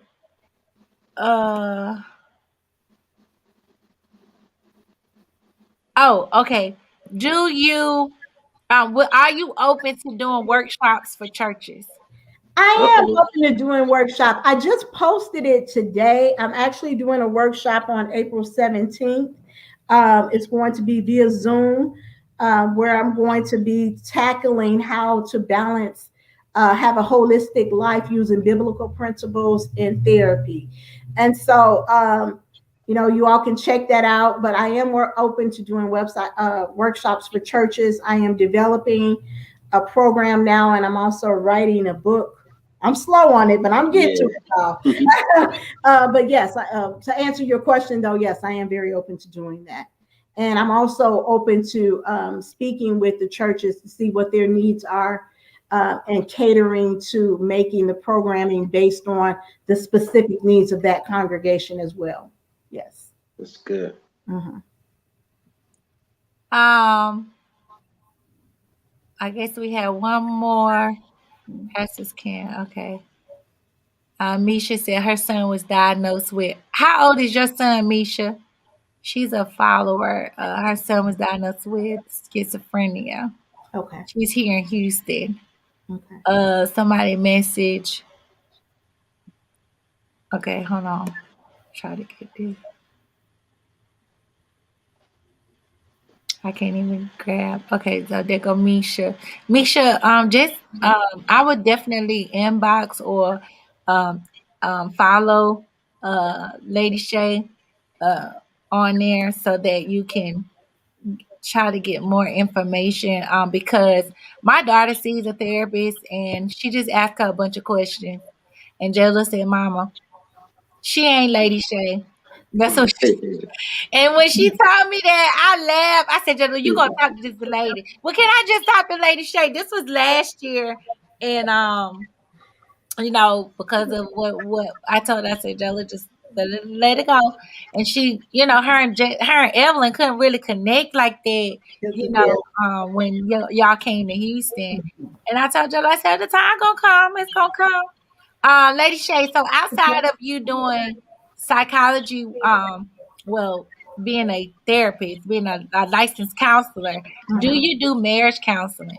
I do. I do couples counseling, marriage counseling, families, individual therapy, family therapy. I do it all right now. Because you have your practice now. I do. I just started my own individual practice, Inspiring Hope Counseling and Development Services. Right now, I am not taking any insurance. I'm still working on the credentialing processes for all of them, so everybody will be self-pay at this time. I'm also still working at the practice I'm in. I will be transitioning out of there, hopefully within the next few months, and being totally on my own. But yeah, I do couples counseling and marriage counseling as well. Yeah, I'm pretty busy right now. You are. And I'm loving it.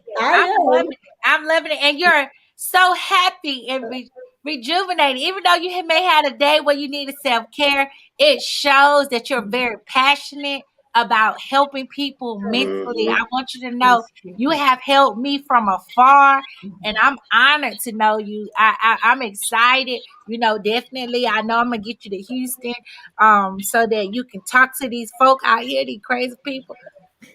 You get some help because they need it, and I'm one of the crazy ones that you will be helping as well. And so I think it's good that we have somebody that knows what they're doing. Um, that knows what they're doing, because that's the problem that we're having. We're having people who don't know what they're doing.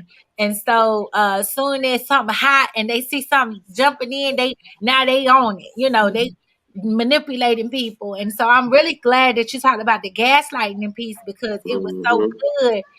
Oh my gosh, it was so good, because it really affects that person's, inner, their inner self. It really does a lot more so than I realized, because you're basically telling them that what they're dealing with is not, and then they're making them self-doubt themselves and making them think like, horrible thoughts of themselves, and they never can get healed. And the reason why I say never get healed, because they always feel like they'll never be nothing, and not even never be nothing. Their feelings not valid. They ain't got no real feelings. So you pointed something out to me that I have done often. That ain't it.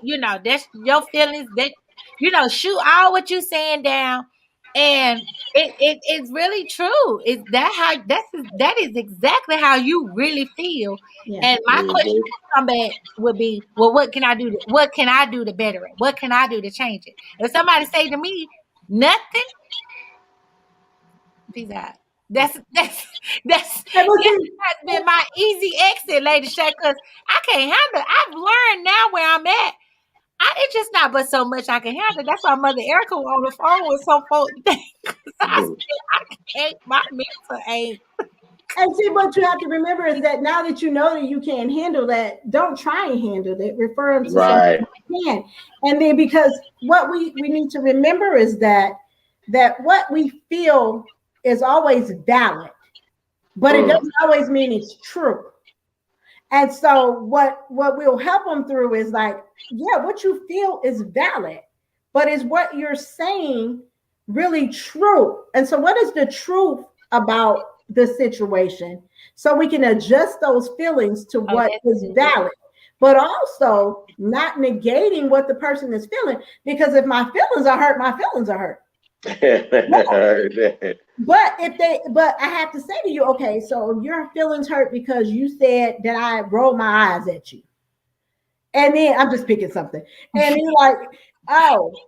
Well, kids deal with that type of stuff. Kids I mean, kids go through this all the time. And then I can say, when did I roll my, yesterday when you came in the playground, and I can say, girl, it was a bug in my eye and I was looking that way. I wasn't rolling my eyes at you. And then, so now I got the truth. Oh man. Okay, she wasn't rolling her eyes at me. So then my feelings got to change, because it really is based on what I thought, what I felt at that moment. But now I got the facts. I'm going to take the facts and make the facts the truth and adjust my feelings to align with what is true. Because a lot of times we feel something.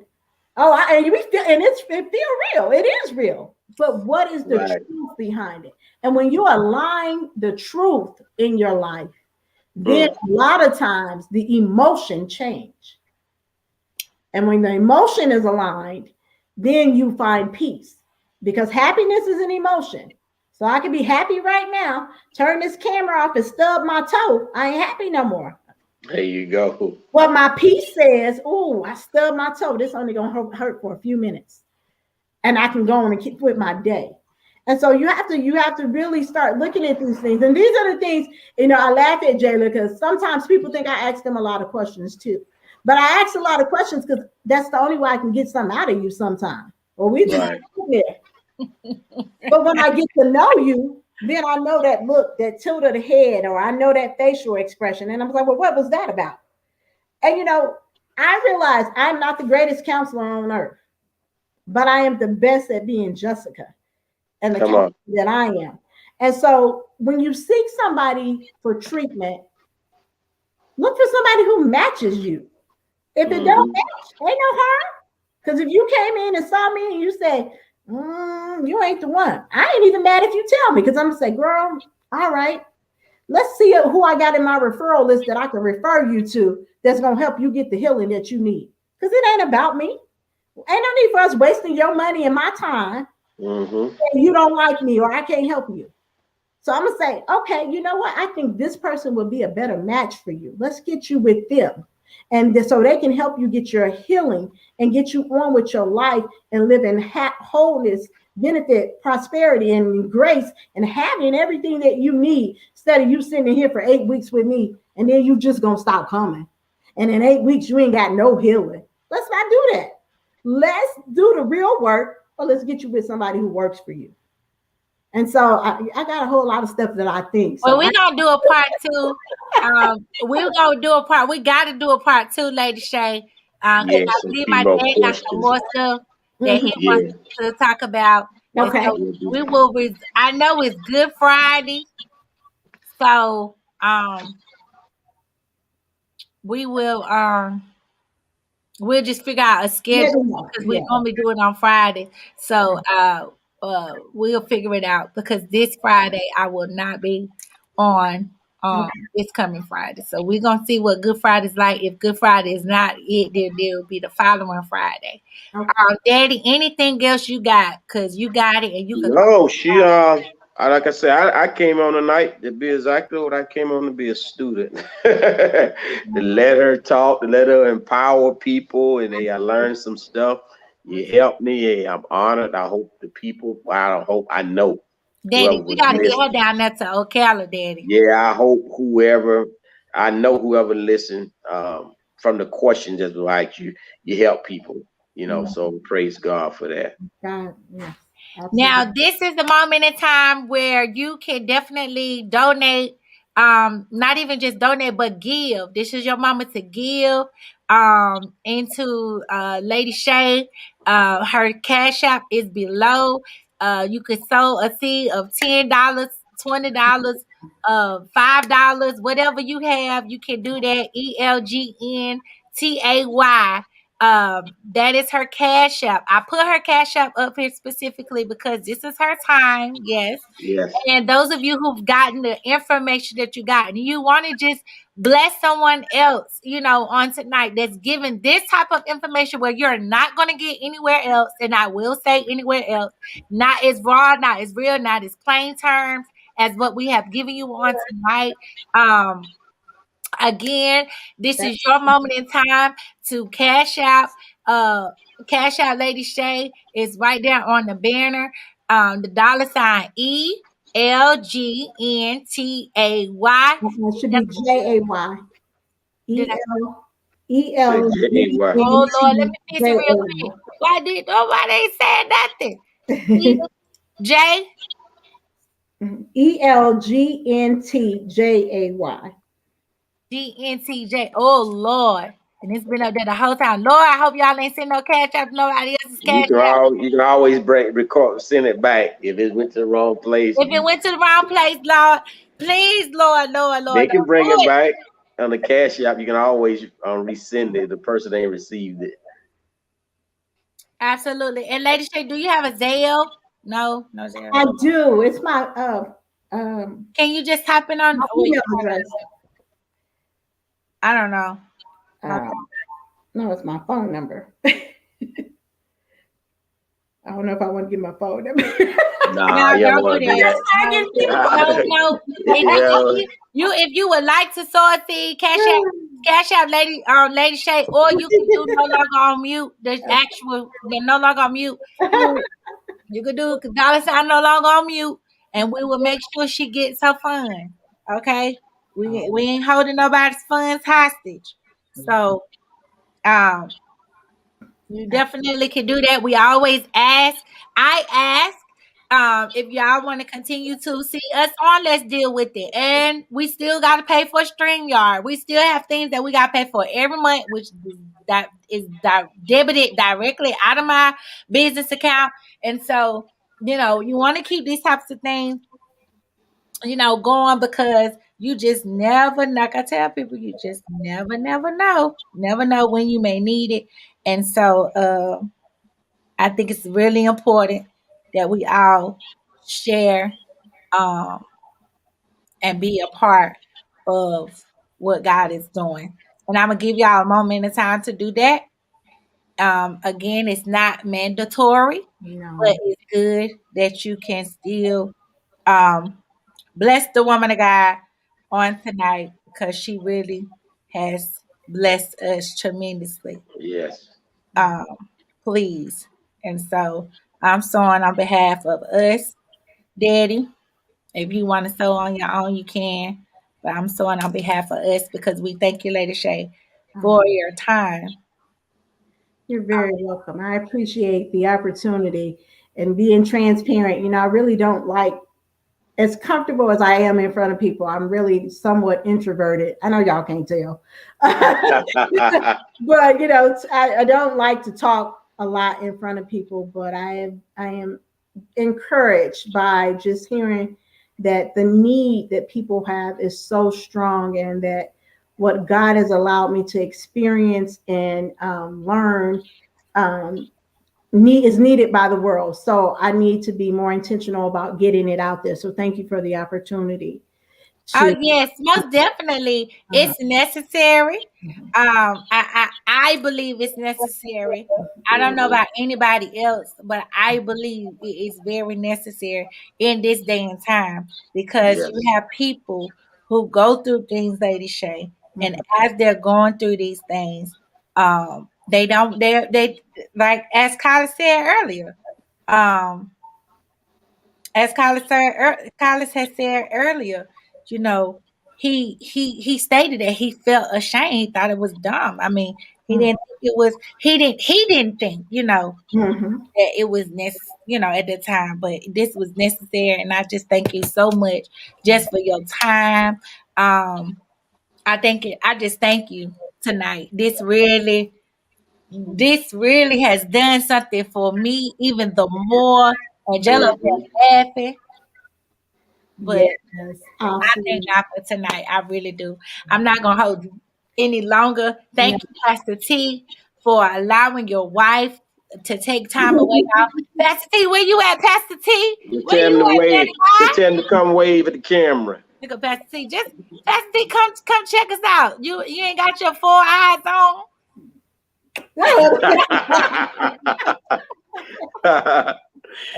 So anybody, so those of you who want the information again, is on the side, it's on the screen below. Her email, I will post it also once this in the broadcast. It goes to YouTube, it's on Periscope. So when they pull your name up, Jessica Johnson, it will be there.